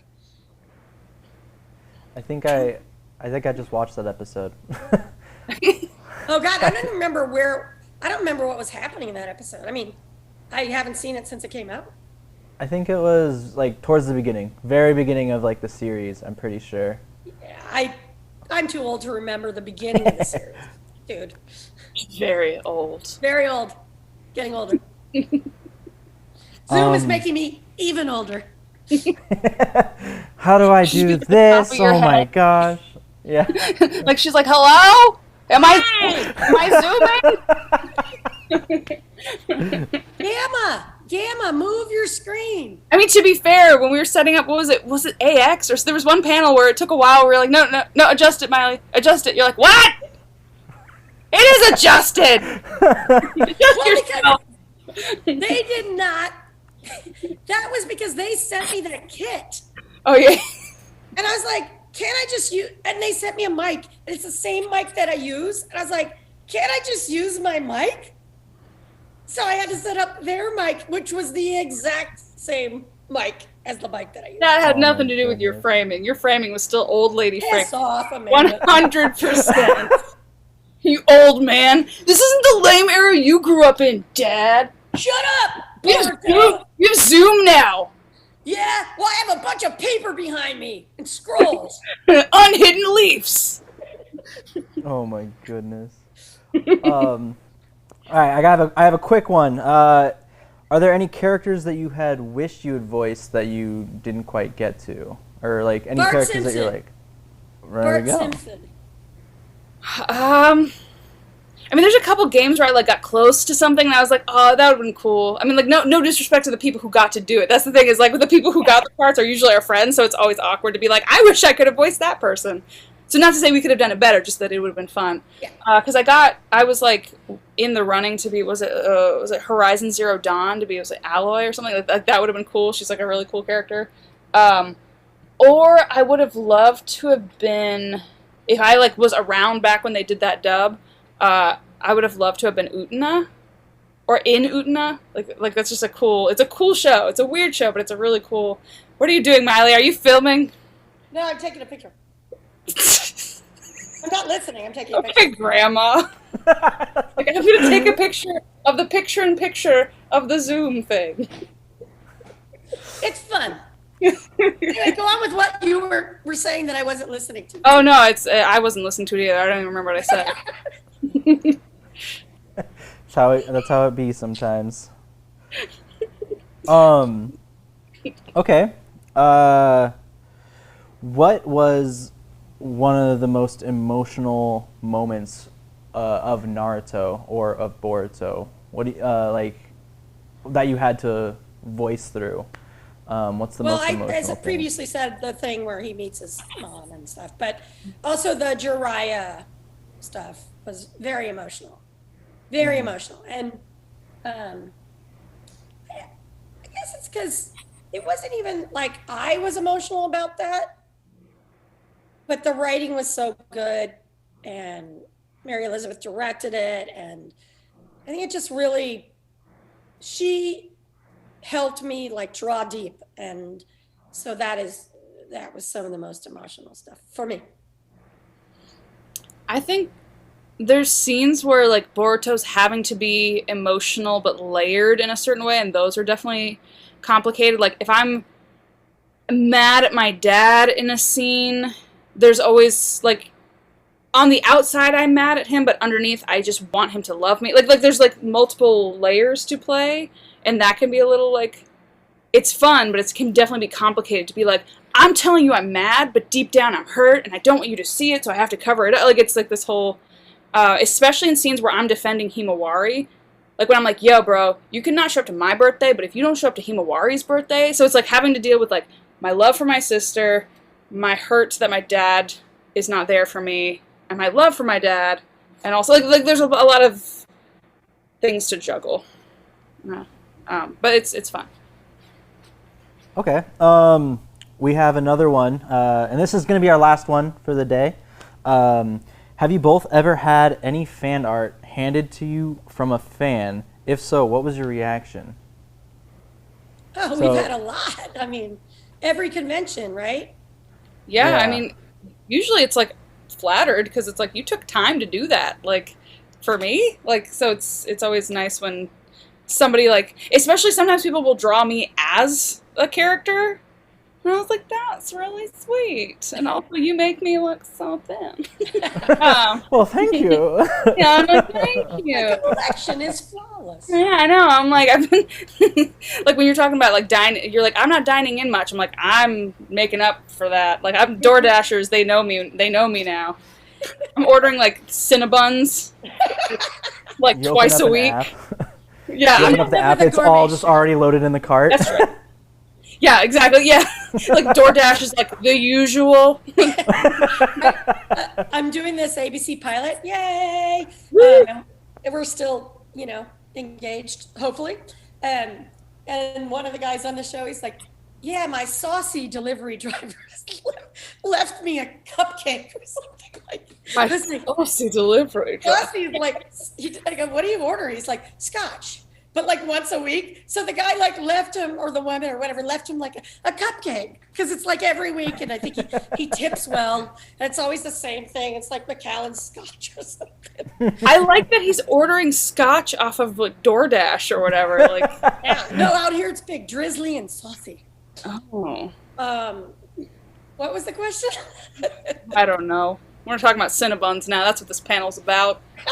It's about Cinnabons. Cinnabons. I think we were originally talking about fan art. They should pay us to endorse them in our voices. We should. The place I go to in Atlanta is called Cinnaholic. Well, I don't go there. I have somebody deliver it to me. Cinnaholic! Yeah. Believe it! You're a Cinnaholic. But yeah, fan art. It's always really cool. Well, I mean, I don't think I've ever gotten anything that was like where didn't I show you something that a guy gave me the drawings? You did, and you left it with me, and I accidentally brought it home in my suitcase, and then I felt guilty throwing it away because I'm like, somebody put time into this. This guy did these drawings. I don't know your audience, but we'll just say they were really good and completely inappropriate. That's all I'm saying. Very anatomically inappropriate. Yes. Oh, And he okay. delivered them to me and he said, I did these. And I was like, they're amazing. Oh, okay. And I think I did some for you too, Amanda, but I gave you all of them. I just remember showing them to Tom Kenny, I think, SpongeBob, and I was like, would you like these? Yeah. I want to say, that being said, I have a painting someone gave me of Naruto with a poem on the back hanging in my office, and it is beautiful. It's amazing. And then another guy gave me, he designs t-shirts, and he actually made one in my size, which is a miracle. And it's really cool. And I have a bunch of cool drawings. People give them to us a lot, but it's hard to keep track of them. Oh, I have one more thing. It's sitting over there in my TV room, and it's a kid did this clay figure of Naruto made out of clay, and he's a clay artist. And he was a young boy, like 13 maybe. And I have that too. Most of the stuff, if it's drawings, we get a lot and it's hard to keep them. So I take pictures and then I archive them and then I put them out on like Instagram or Twitter or something. But I love seeing the fan art. Fan fiction, no. Fan art, yes. I would be open to fan fiction. Not fan fiction about me, but like I used to, back in college, I was definitely into a lot of weird fan fiction. I definitely and I had a pretty wide taste too. I was like, yowie, sure, whatever you got, I'll take it. So yeah, that's probably a line from a fan fiction. It's a lemon though. All right. Anyway, be prepared to get some. Yeah, well, just like I said, as long as it's not as Amanda, sure, I'll read your fan. Like, I mean, not in front of you, like not at a table and like give you editorial notes, but. All right. Yeah, well, I won't read it. Don't send it to me. Thank you so much for joining us in this. I think we're gonna do some breakouts into some guest signings and stuff like that. But it's been a pleasure talking to you. I'm sure a lot of the people watching from home, wherever they are, they're enjoying getting to have some questions answered by you guys. But thank you so much for joining us. Thanks, you guys. And for those of you that are just watching, I wish we could see you, and we wish we could be there. We really looked forward. I know I did, and I'm sure Amanda looked forward to meeting you guys. And lovely Alaska. I've been all over the world, and I've never been there. Me neither. Yeah, one day. We're both like what, Air Force kids? My dad was Army, but a civilian. You're Air Force, yeah. No, Yeah. you're in the Army and the Air Force, right? Mine was just Air Force, but we both like. Alaska's a place where we both should have been at some point, but we were never stationed there. But it would have been nice. But we were both stationed in Germany.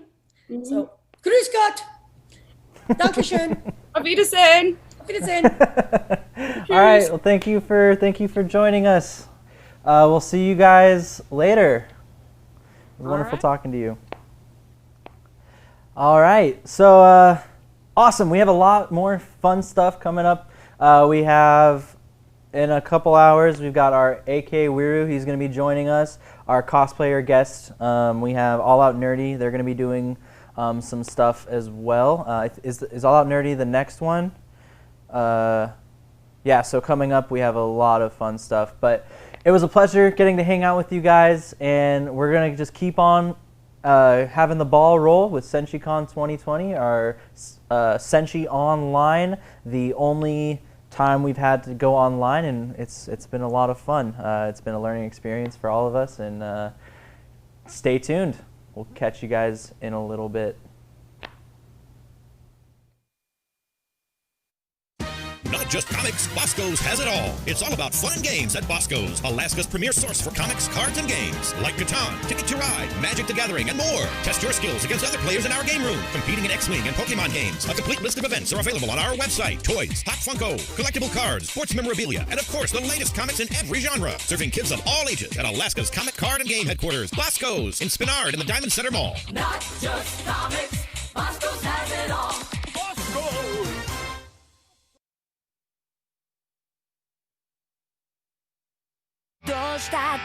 No matter what it takes, I'll save you! What do you intend to do if your sister eats a human? Don't grovel like that and give your enemies the chance to kill you! The bond between Nezuko and I cannot be severed! Thunderclap and flash! Coming through! Exploding blood!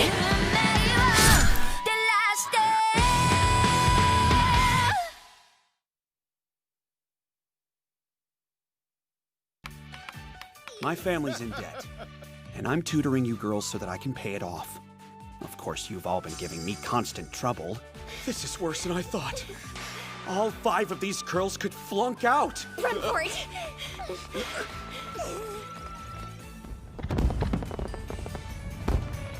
In the end, I was given a paycheck despite the fact that I hadn't succeeded.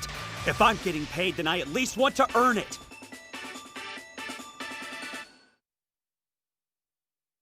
Escape to the world of anime with the Funimation app in both subs and dubs.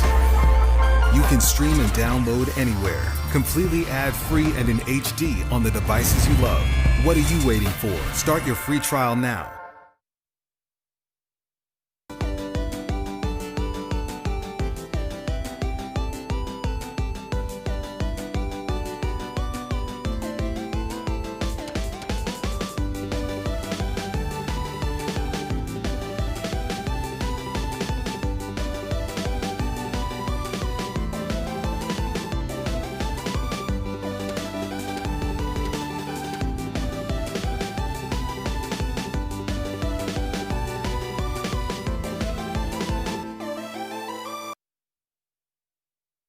This is a public service announcement from Shell, the Sound Health and Everlasting Long Life Agency.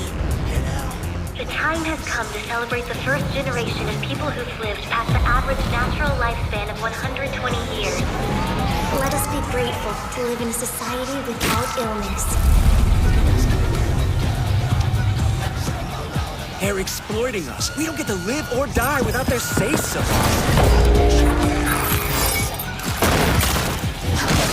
To find meaning in life, you need the risk of death. Don't you want to find out who you really are? Break free of them and reclaim your true form. I'm a human being.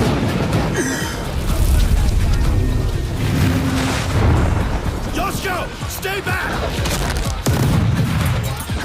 What was that monster? Where'd it go?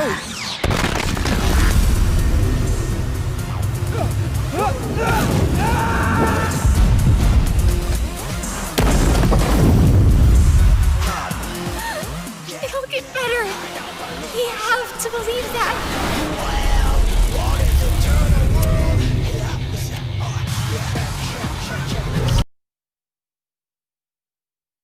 There is a world where any dream you dream can come true.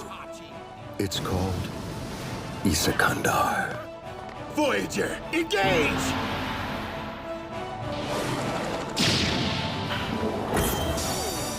What the hell sort of festival is this? That is unfortunate.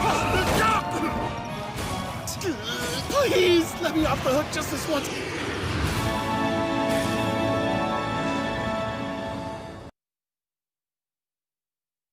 Escape to the world of anime with the Funimation app in both subs and dubs. You can stream and download anywhere, completely ad-free and in HD on the devices you love. What are you waiting for? Start your free trial now.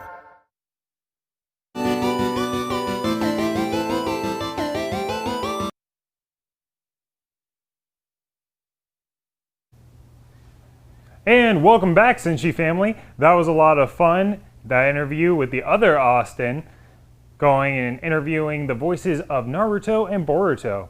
So now we will move on to our next panel. It's going to be All Out Nerdy. They are a local Alaskan group that covers pretty much anything nerdy that you can think of. Comics, anime, movies, any type of pop culture you can think of, they cover in their podcast. And they're going to be interviewing Ray Carsillo.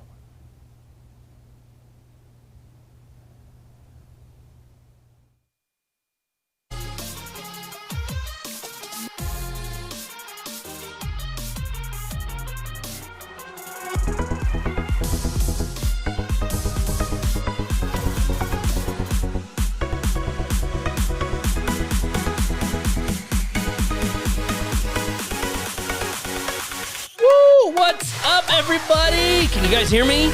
This is like the first time ever we've done video. There's so many buttons to push. I gotta make sure everything works.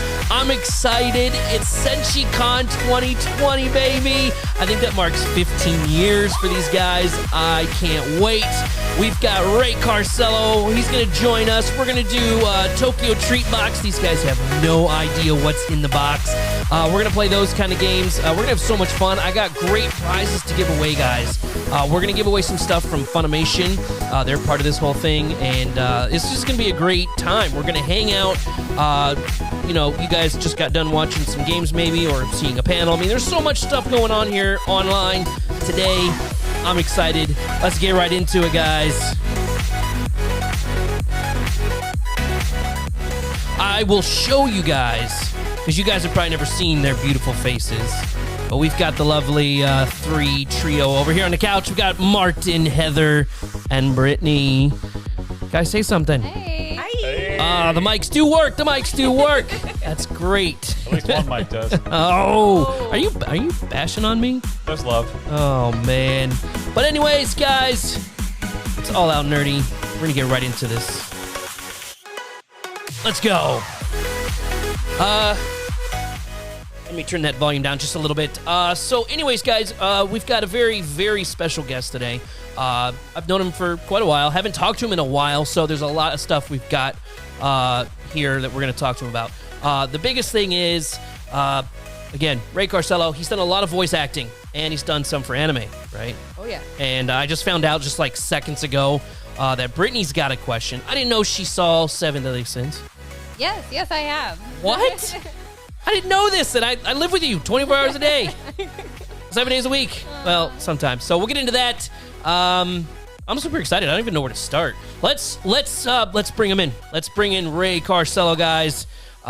Ladies and gentlemen, please welcome the one and the only Ray Carsillo. Thank you for joining. Woo! Yay. Thank you so much for having me, guys. What's up? How's it going? Oh man, we're so excited. We've been talking about this for like weeks. Yeah. Weeks we've been talking about having you on the show. I've been pumping these guys up. It's so cool. I hope I live up to the hype. Oh man. Yes, definitely. You know, we'll have to see about getting you up here next year for when they go back into Senshi Con. That would be really cool. Yeah, I'd love to come visit. I've actually never been up there, so it'd be a lot of fun for me too. So. Never been to Alaska, huh? No, I've never been to the Great White North. Seattle that's not true. Vancouver is the farthest north I've been. So yeah, it's just from Vancouver. It's what, a 3-hour drive or so, I think. Not drive. Yeah, I know. That's like 3 days, maybe. No, it's like 3 days. 4-hour flight. It's a 4. Yeah, no, it's only a 3-hour flight, but I mean, yeah, cold. So, anyways, let's see here. Ray, could you give us just a little bit of what you've done? Some of the key points. So I guess the big thing is at one time I used to work for ESPN as an announcer and as a producer. I was also the reviews editor for Electronic Gaming Monthly. When I got into video games, in terms of voice acting, I've done a lot of background voices for a variety of different anime. As you mentioned 7 Deadly Sins, and Iron-Blooded Orphans, Gundam Iron-Blooded Orphans, and a couple others in there. But mostly I do background voices in anime. And since then, I've also was a writer and producer on DC Daily, which was the DC Universe daily news show.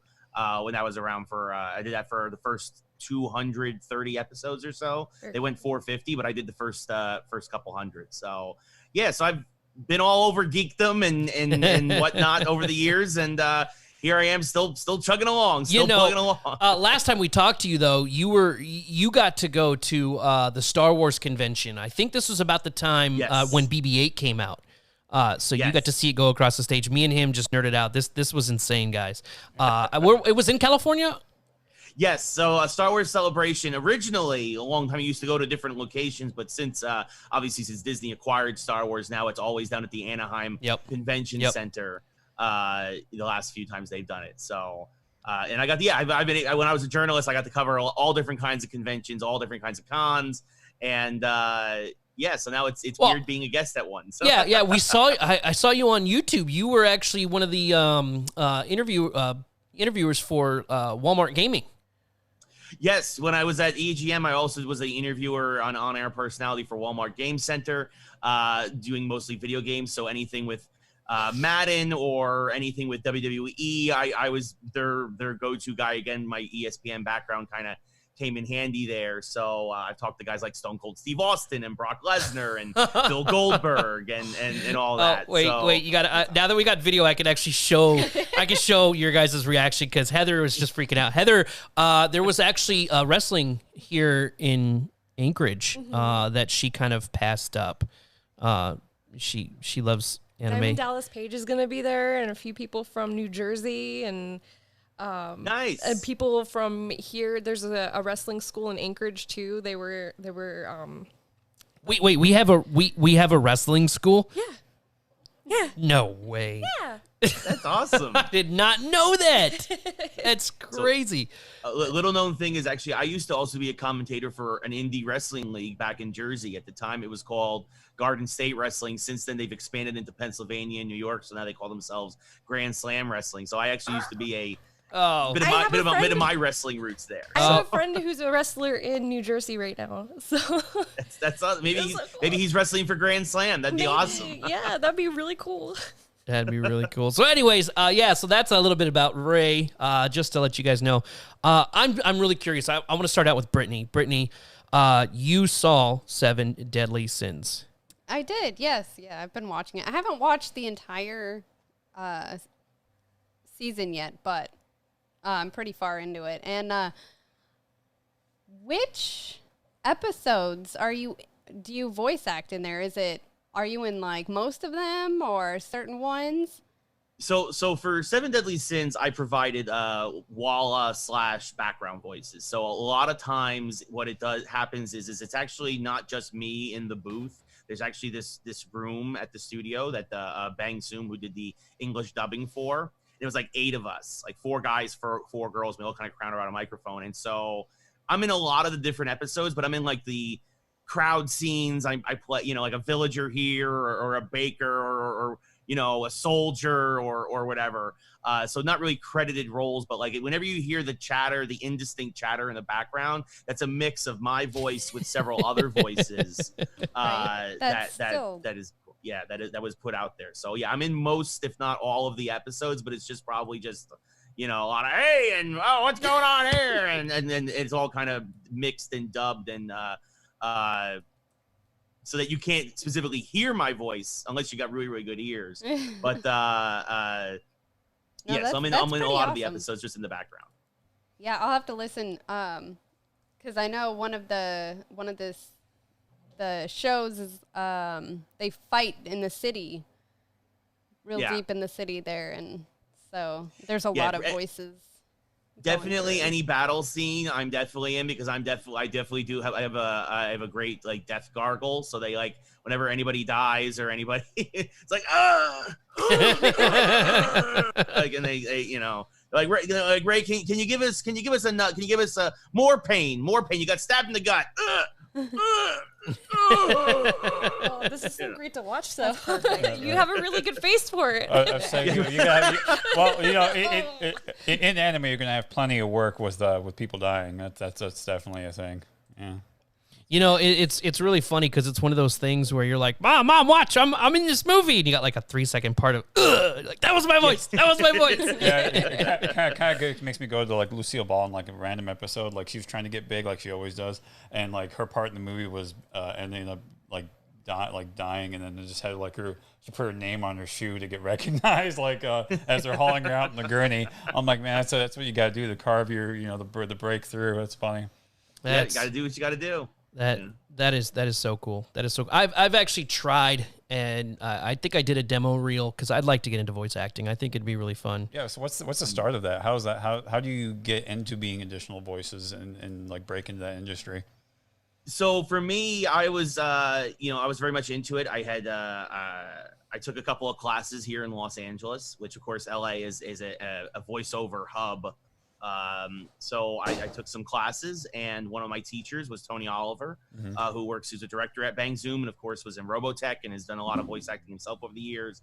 And it was they just they were kind of impressed, and so basically they were like, hey, would you be interested in, after the classes were done, would you be interested in coming in and doing screams and doing like death gargles and doing just general, noises or like some just basic background chatter? And I was like, sure. And so and that class was great too, because Tony teaches obviously just not voiceover, but specifically voiceover for things like anime, because that's like one of Bang Zoom's specialty. Yeah. And doing voiceover for anime is very different than doing voiceover for dubbing anime, I should say, is very different than just doing regular voiceover, because you're having to try to match the timing to what's already been done in Japanese and done on screen. So you have a giant screen in front of you, and they count you in your headset if you're a primary actor, or they do it over the loudspeaker if you're a walla or background actor like myself.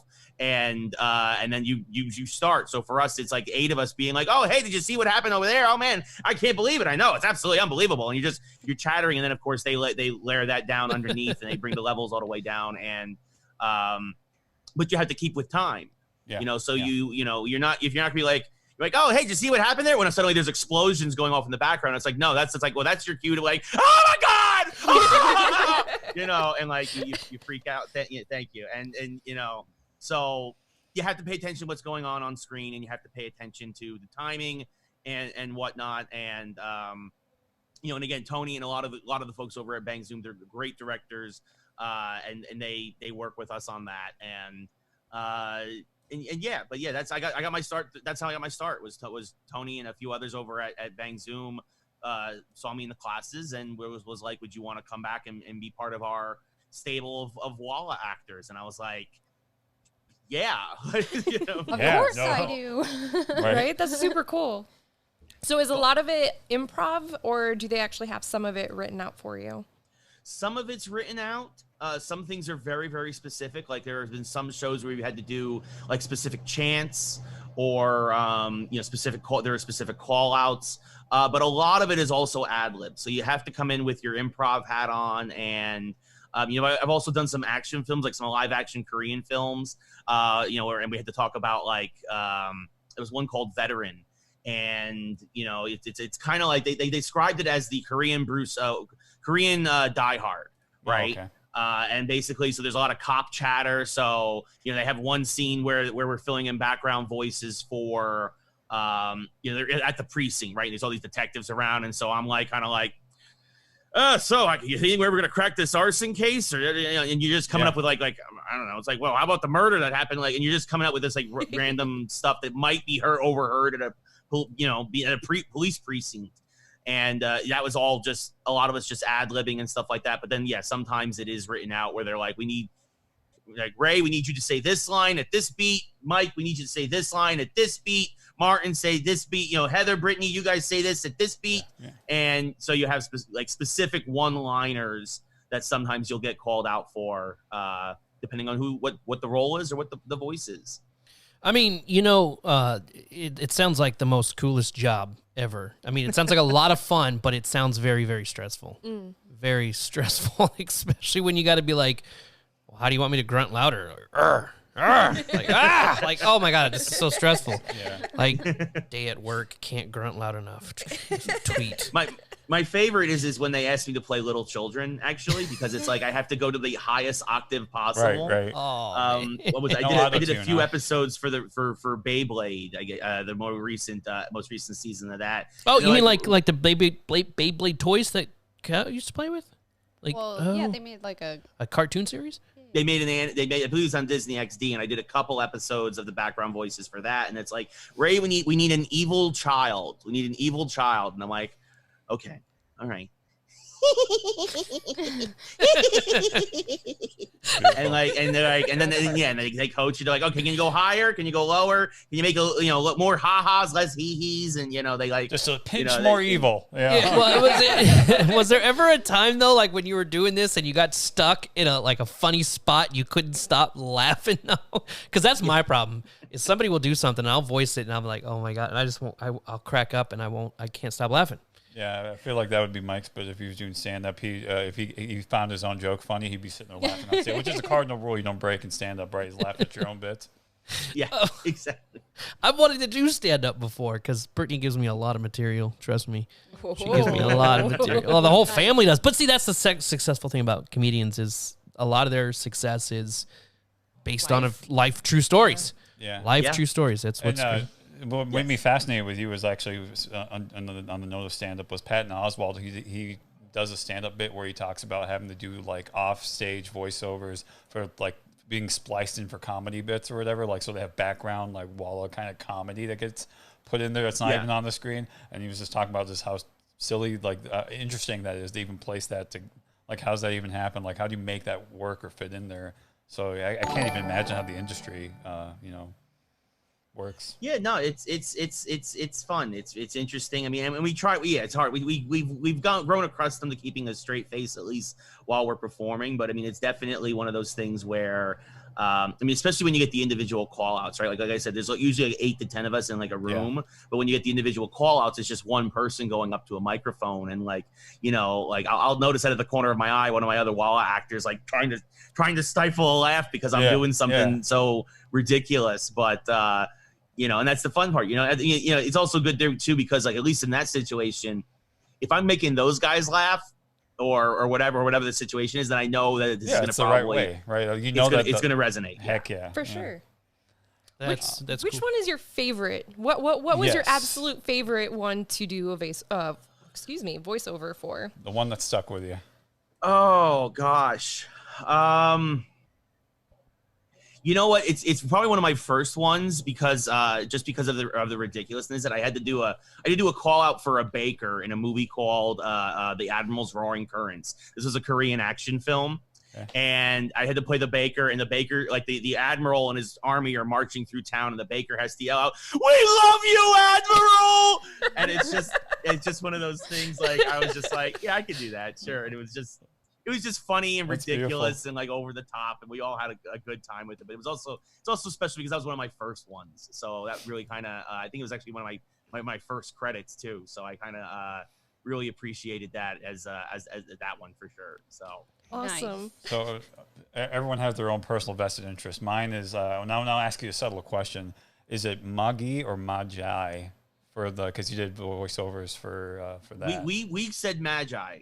Behind the scenes, we refer to it as Magi. So, I hope that's right. That's how we referred to it as the actors. But I mean, I'm sure there's going to be debate. It's been going many different on ways. For so long.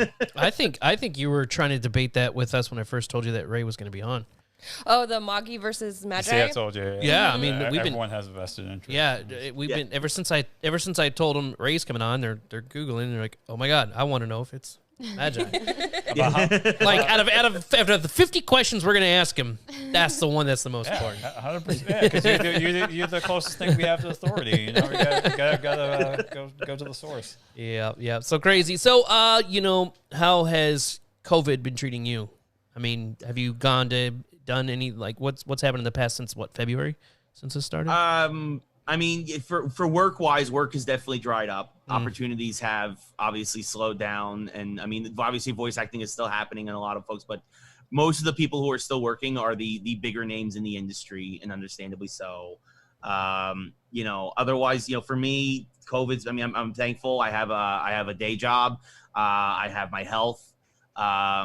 And I've been able to survive during this, and I feel for a lot of folks I know a lot of folks who haven't, and I know, and it's been a trying time for a lot of folks, but I'm fortunate again that I have a day job, and then I have been able to survive, and I've been able to, I've also started a Twitch stream myself, actually, which has started to take off, which is fun. I do, kind of going back to my background in sports, I play sports video games, but I do the live play-by-play over that. Yes, no. So cool. No, I saw his stream and it was insane. He was playing baseball and he hit a home run and he sounds just like the announcer. He's like, he's home run. It was cool. It's That's entertaining. awesome. Like it's crazy because when you watch sports games on Twitch, you're just watching them play sports. I like to play the Madden football series.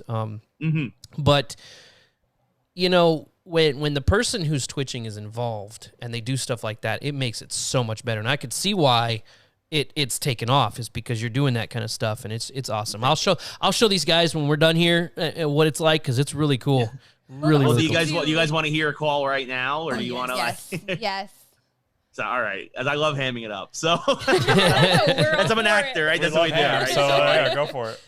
All right. So all right. So I usually play as the Yankees in baseball. So it'll be a 1-2 to Hicks now. Swung on and driven to deep right center field. This one's got a chance. It's gone. Goodbye, baseball. I mean, Aaron Hicks. He's done it again, and the Yankees are up 1-0. That is awesome. That is so cool. I mean, what you got to do is you got to switch it up and go to different sports. You got to do the soccer. My favorite one in soccer is goal. They hold on to it forever. You need to do hockey. Hockey is really, really insane when they score a goal. The hometown, the train horn goes off, and they do the same thing. Hey, he shoots, he scores! It's like they go nuts, but what's hockey's coming in October. So it's crazy because we're a hockey family. My son plays hockey. I played hockey. We've gone to professional hockey, and it gets that puck goes so fast, and it's like and a rebound, and a pass over, and a rebound, and a shoot, and he scores! Like, oh my gosh, I'm still stuck on the rebound. Where did it go? Oh my God. Like, how did he get in there so fast? So no, that's really cool. I'll definitely show you guys when we're done here what I'm talking about, because it's really fun. It is really fun. Maybe one of these days I will play against him. And that'll be fun. That'll be lots of fun. Yeah, we can do it on Twitch. It'll be a lot of fun. I think this is kind of our start. We've been doing the podcast for... It'd be fun for him to commentate, like, us playing Mario Kart. Yes. Oh, that would be fun. I'll do that. I'll hop in for that. That would be awesome. Well, we're thinking about doing something for after hours, because we wanted to do an adult after hours. And we're thinking maybe we do where we kind of have a few little sippy sips and try and play Mario Kart when Stay hydrated. You're not drinking and driving in the real world. You're just drinking and driving in the video world, which can be fun sometimes. Especially when you play Rainbow. Especially when you play the Rainbow track. Oh yeah. Oh my gosh. Rainbow Road. You can't even. You can't even play it when you're not drunk. Even the N64 one. Jeez, we can do a retro. They have one that's reversed too. That one's really hard. You mean Rainbow Road Reverse? Mm-hmm. Yeah, you ride the course in reverse. Mm-hmm. Yeah, those are insane. I don't even think I could do that. You're just fun to watch playing when you're just playing. So Brittany, for those of you guys who don't know, Brittany's favorite game, and if you ask me, I know her favorite game is Banjo-Kazooie. Oh. Only because she can beat it. That's the only reason why. It's because that's the only game that she can beat. And she's been playing Banjo-Kazooie since I've been dating her. That's fine. Yeah. But anyways, going back to the whole Twitch thing. So we've been podcasting for a couple months now, and it's all audio. And now we're starting into this whole video thing, so you guys can actually see that we do have faces for radios. Yeah. It's been a lot of fun. It's a lot more setup, I can tell you that. Oh, jeez. You think it's just a camera and a mic? No way, it's not. But anyways, you guys, we're going to do like a 10 question quiz you real quick. I'll start off with, favorite anime. Ooh. Oh, favorite. I mean, look, I always go back to the one that got me into anime, which is Dragon Ball Z, right? Like that's the one that I got growing up. So that's my first, right? You never dance. I hate to burst your bubble here, but the voice of Naruto is at Senshi Con. You got Naruto. I know that's not Dragon Ball Z. Clearly. I'm just saying. I remember. Okay. Naruto's good too. Like I don't hate Naruto. I'm just saying. But yeah. So you guys go. What question do you got for him? Off the top of your head. Right, your favorite nerdom in the sense of like your personal nerd, not necessarily one that you've had to work for, or had the opportunity to work for, but like Star Wars, Star Trek, Lord of the Rings. Like, what is your favorite Harry Potter, whatever it is? Hit for the fences. It's goodness. I love video games are my first love, right? More than anything. It's actually video games that wanted to get me into voice acting to begin with. I wanted to get into video games. And maybe one day I'll get to do some video game voices. So it's gotta be I mean, and you're wearing, and I'm not saying just saying it because you're wearing the shirt, Martin, but it is The Legend of Zelda. Okay. And I had the golden NES cartridge. I remember beating, the original NES game. I've beaten The Link to the Past 100 times. No. I would say, no. All right. Do it. All right, we're gonna do it. But I'm kind of all right. So we had the debate. The best Zelda game of all time, because it always goes down to the two, right? Which is Ocarina of Time. It's always A Link to the Past or Ocarina of Time. Yes. But it's got to be. It's A Link to the Past. The Link to the Past is what perfected the formula, right? It took what the original first two Zeldas had, and also, by the way, people need to stop hating on Zelda 2. Zelda 2 set up so much stuff for later in the series because they figured out what worked and what didn't. From that game. That the reason why we have such great games like Link to the Past, like Ocarina of Time, like oh God, I'm blanking, like Twilight Princess. Yeah. Yes, like Wind Waker, like all these amazing games is because there's a lot of roots in Zelda 2. People don't realize that. Well, and it goes even past that. Mario 64, actually, a lot of the stages, like the castle stuff, was actually intended for Ocarina of Time. So, Zelda itself, based on what you're saying from like Zelda 2, is actually fed into other parts of Nintendo. So that makes a lot of sense. And I'll also say a close second is Mega Man. Ooh. Yeah. I mean, the only reason why I like Ocarina of Time is because it's my childhood. I mean, it's probably Ray's childhood for Link to the Past or whatever, but like I grew up Christmas, we would open our presents, play our new games, pop in Ocarina of Time, eat a big bowl of popcorn. I mean, that's what we did. And I fell in love because we got the Rumble packs that year. And we were like, I want to play with Ocarina of Time. And like you could feel the skeletons when you were close to them because it would rumble and let you know. So like the mouse. Well, there's so many things that Ocarina of Time did too. You had the mouse bomb, which is the first time that's ever been done, and it kind of worked with the Rumble pack. Yeah, the bomb chew worked with the Rumble pack. It won music awards. Ocarina of Time smashed music awards. So. That's crazy. That's crazy. I was a late bloomer. It was Twilight Princess for me. Ugh. Another great game. Another amazing. I don't Twilight Princess. I don't think I've ever heard that. Well, you and me need to play it. I never beat it. I got frustrated because I'm a guy that doesn't read instructions. Go figure. And then I couldn't figure out the control. So as much as I love the graphics, because I was not a fan of the graphics of Wind Waker. I love the story of Wind Waker and the game itself and the game mechanics, but I hate the animation style. Because I thought it was too kiddish for what I wanted. And then they gave me exactly what I wanted, which was Twilight Princess. And I couldn't figure out the controller. And like a stubborn child, I just didn't play the game. So I never actually beat it. So that's one of my great regrets in life. Yes, go back and play Twilight Princess. That's my challenge to you. You should finish that game. Will do. I'll take it. I agree. It is now a quest. Oh, man. Yes. Hey, guys, we are reaching the 30-minute mark here. We want to keep it short because we got a lot more people that are going to be on the show. Stay tuned later. We've got Heather Miranda. She's a very nerdy, geeky tattoo artist, and we'll talk more about her. And then we got Cecil Grimes. He's a doppelganger for the Walking Dead. Cecil. I think is his name Cecil? No, his name's not Cecil. Well, who's the main cowboy character? Rick Grimes. That's who it is. Rick Grimes. Ah, man, I'm gonna Cecil get beat. was the bad guy, wasn't it? I'm not sure. But like always, guys, hey, thanks for joining us. Stay tuned. We are going to be back with some more people. We're going to get you guys back to the panels or back to the games. We want to thank Ray Carsillo. Yes, thank you. Thank you so much. Such a cool guy. I'm Thank so you for happy. having me, guys. It was so much fun. We're going to have you on more. Just be prepared. You're Yeah, going to be part of the all-out nerdy group now. We didn't even hit all the questions here. I have a whole phone of like notes. We're going to have a link down to his social stuff here so you guys can see. Tag him on Facebook. Watch him on Twitch. Twitch is the biggest thing. Catch him. Literally. Like him. So thanks again, Ray. Guys, I really don't want to end.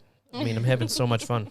Stay safe and healthy. I'm staying. Thank you guys too. Yeah. Thank you. Yep, and just like that, guys, again, we are not going anywhere. Up next, we've got, we're going to do Japanese food box, and we're going to have more guests. Once again, how do you do this? Ray, you're awesome, man. We will see you later. Bye, guys. Take care, everybody. Bye. Bye. Hold on. It's not working. I think we're getting another second. It's not working. It's not going out. It's not working. I'm just going to push the button.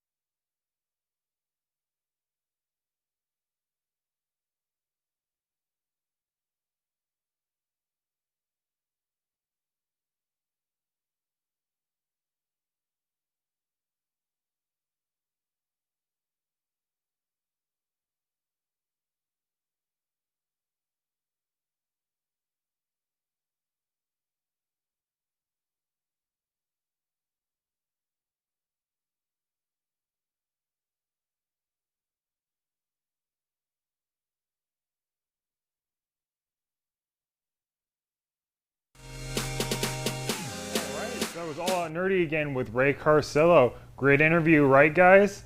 All right, we're going to be coming back to them again here in just a second. We want to do a quick shout out to Upper One Studios. They provided us with this amazing space that we're in and all the equipment we're using. So yet again, Upper One Studios here in Anchorage, awesome team. So we're going to go back to All Out Nerdy. This time they're going to be doing a Japanese box loot crate sort of food thing. I'm really excited to see how that goes, and I'm really excited to see what crazy things are in the box. Back to All Out Nerdy.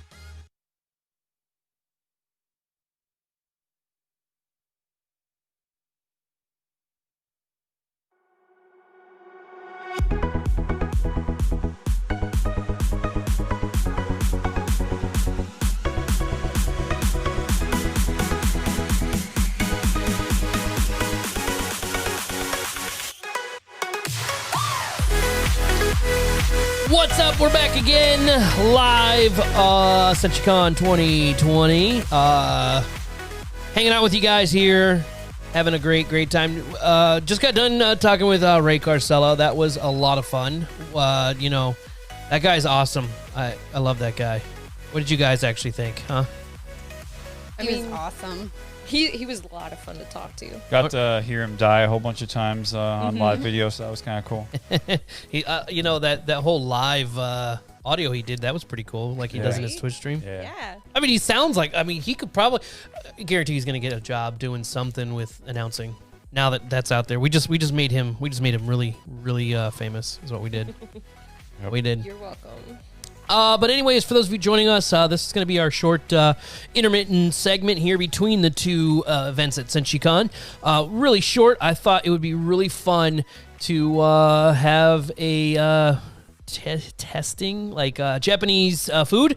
They're not our sponsor. They are not, I'd love to endorse them, but great new box called Tokyo Treat. These are monthly food boxes that come in the mail, and dude, check this out. Like, there's just so much stuff. Let me just pull them. I mean, oh la la, yeah. Everything's in Japanese. I can't read it. I don't know what it is. It comes with this little cool magazine, which will tell you what everything is. And the cool thing is they do it just like in Japan, where you have to read it from right to left. So we're going to do that. We're going to taste some of these foods. I don't think I'm going to tell them what some of them are. It's easy to figure out what they are, whether it's candy, chips, but I'm not going to tell them what the actual name is. Or the flavor. So that's definitely going to happen. And then Heather brought us some American treats. I'm pretty interested in this one. Heather, where did you find this Mountain Dew at? I found that one at Target. However, I do believe they have the cans for it at Walmart.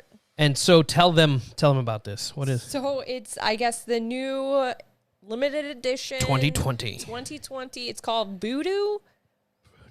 But yeah, it's a mystery flavor. I haven't tried it yet. So if you take a closer look, it says Mountain Dew, it says 2020, and then it says Voodoo, which is pretty cool. It just Voodoo? Voodoo? Not doo-doo. That said Hoodoo, which is... Hoodoo, you do. Thank what? you. Thank you. Remind me of the day. Man, I'm telling you, no one's at my level in this place.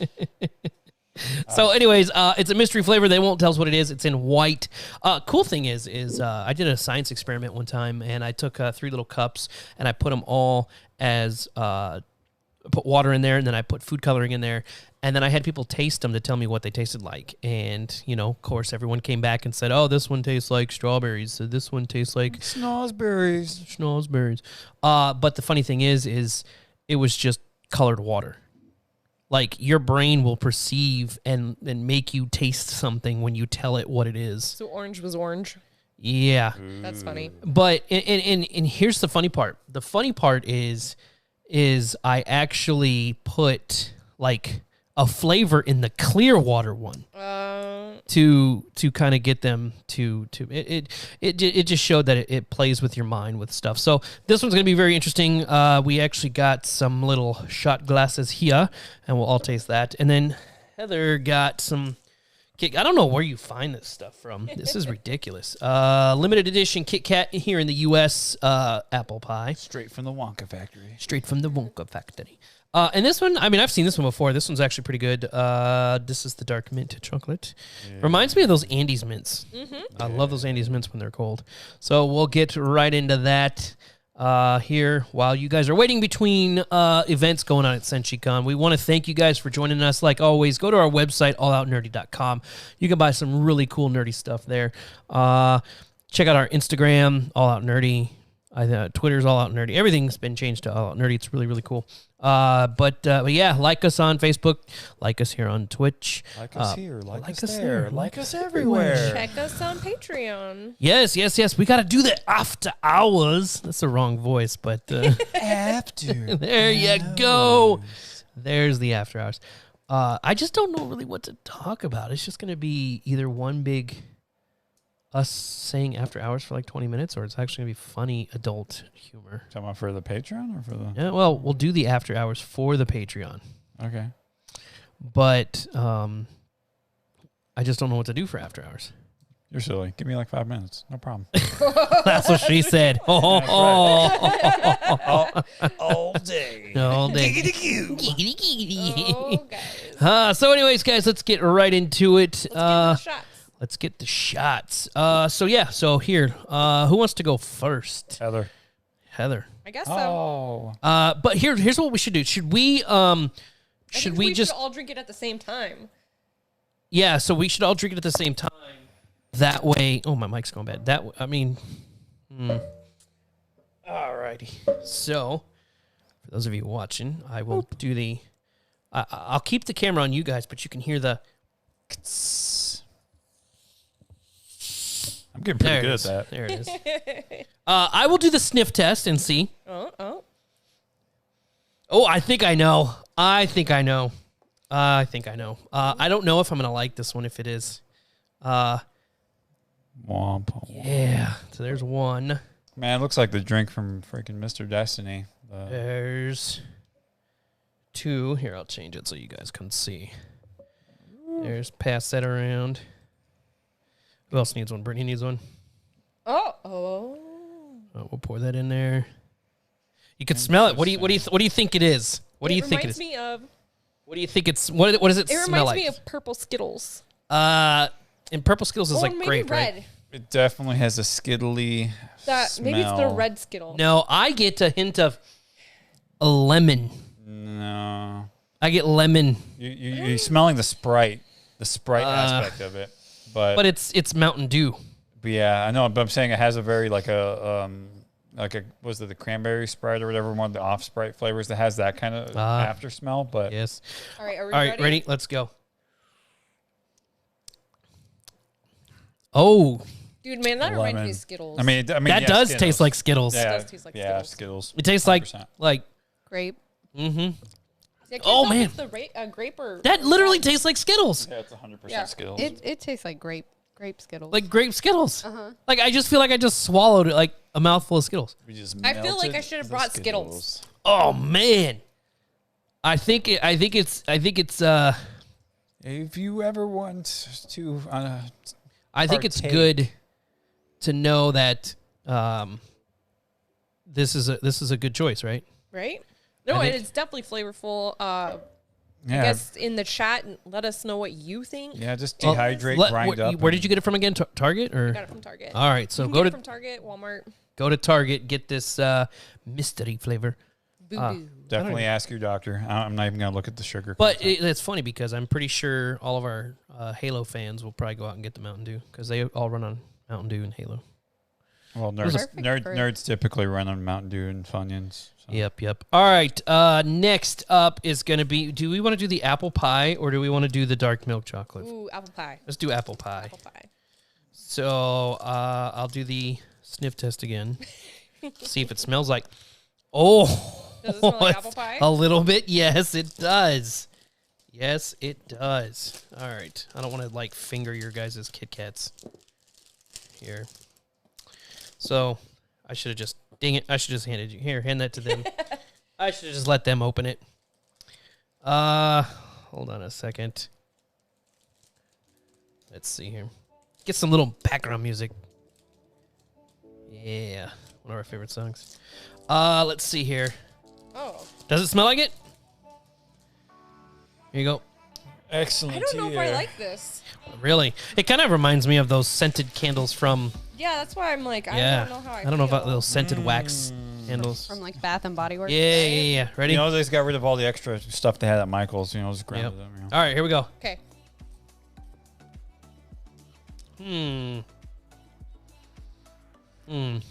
I really can't taste it. It tastes like a Kit Kat. I like it. Like a white chocolate. I mean, I could taste a little bit of the cinnamon. Maybe it's an aftertaste. I can definitely party with this.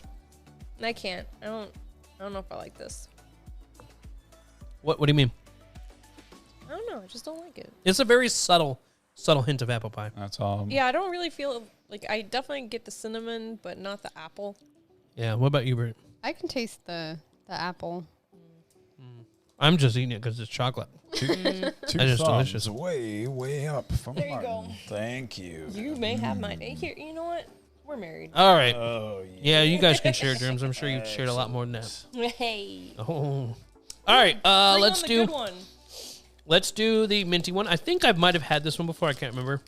But again, just give me a half a bar, please, Heather. There you go. Oh, I'll have all.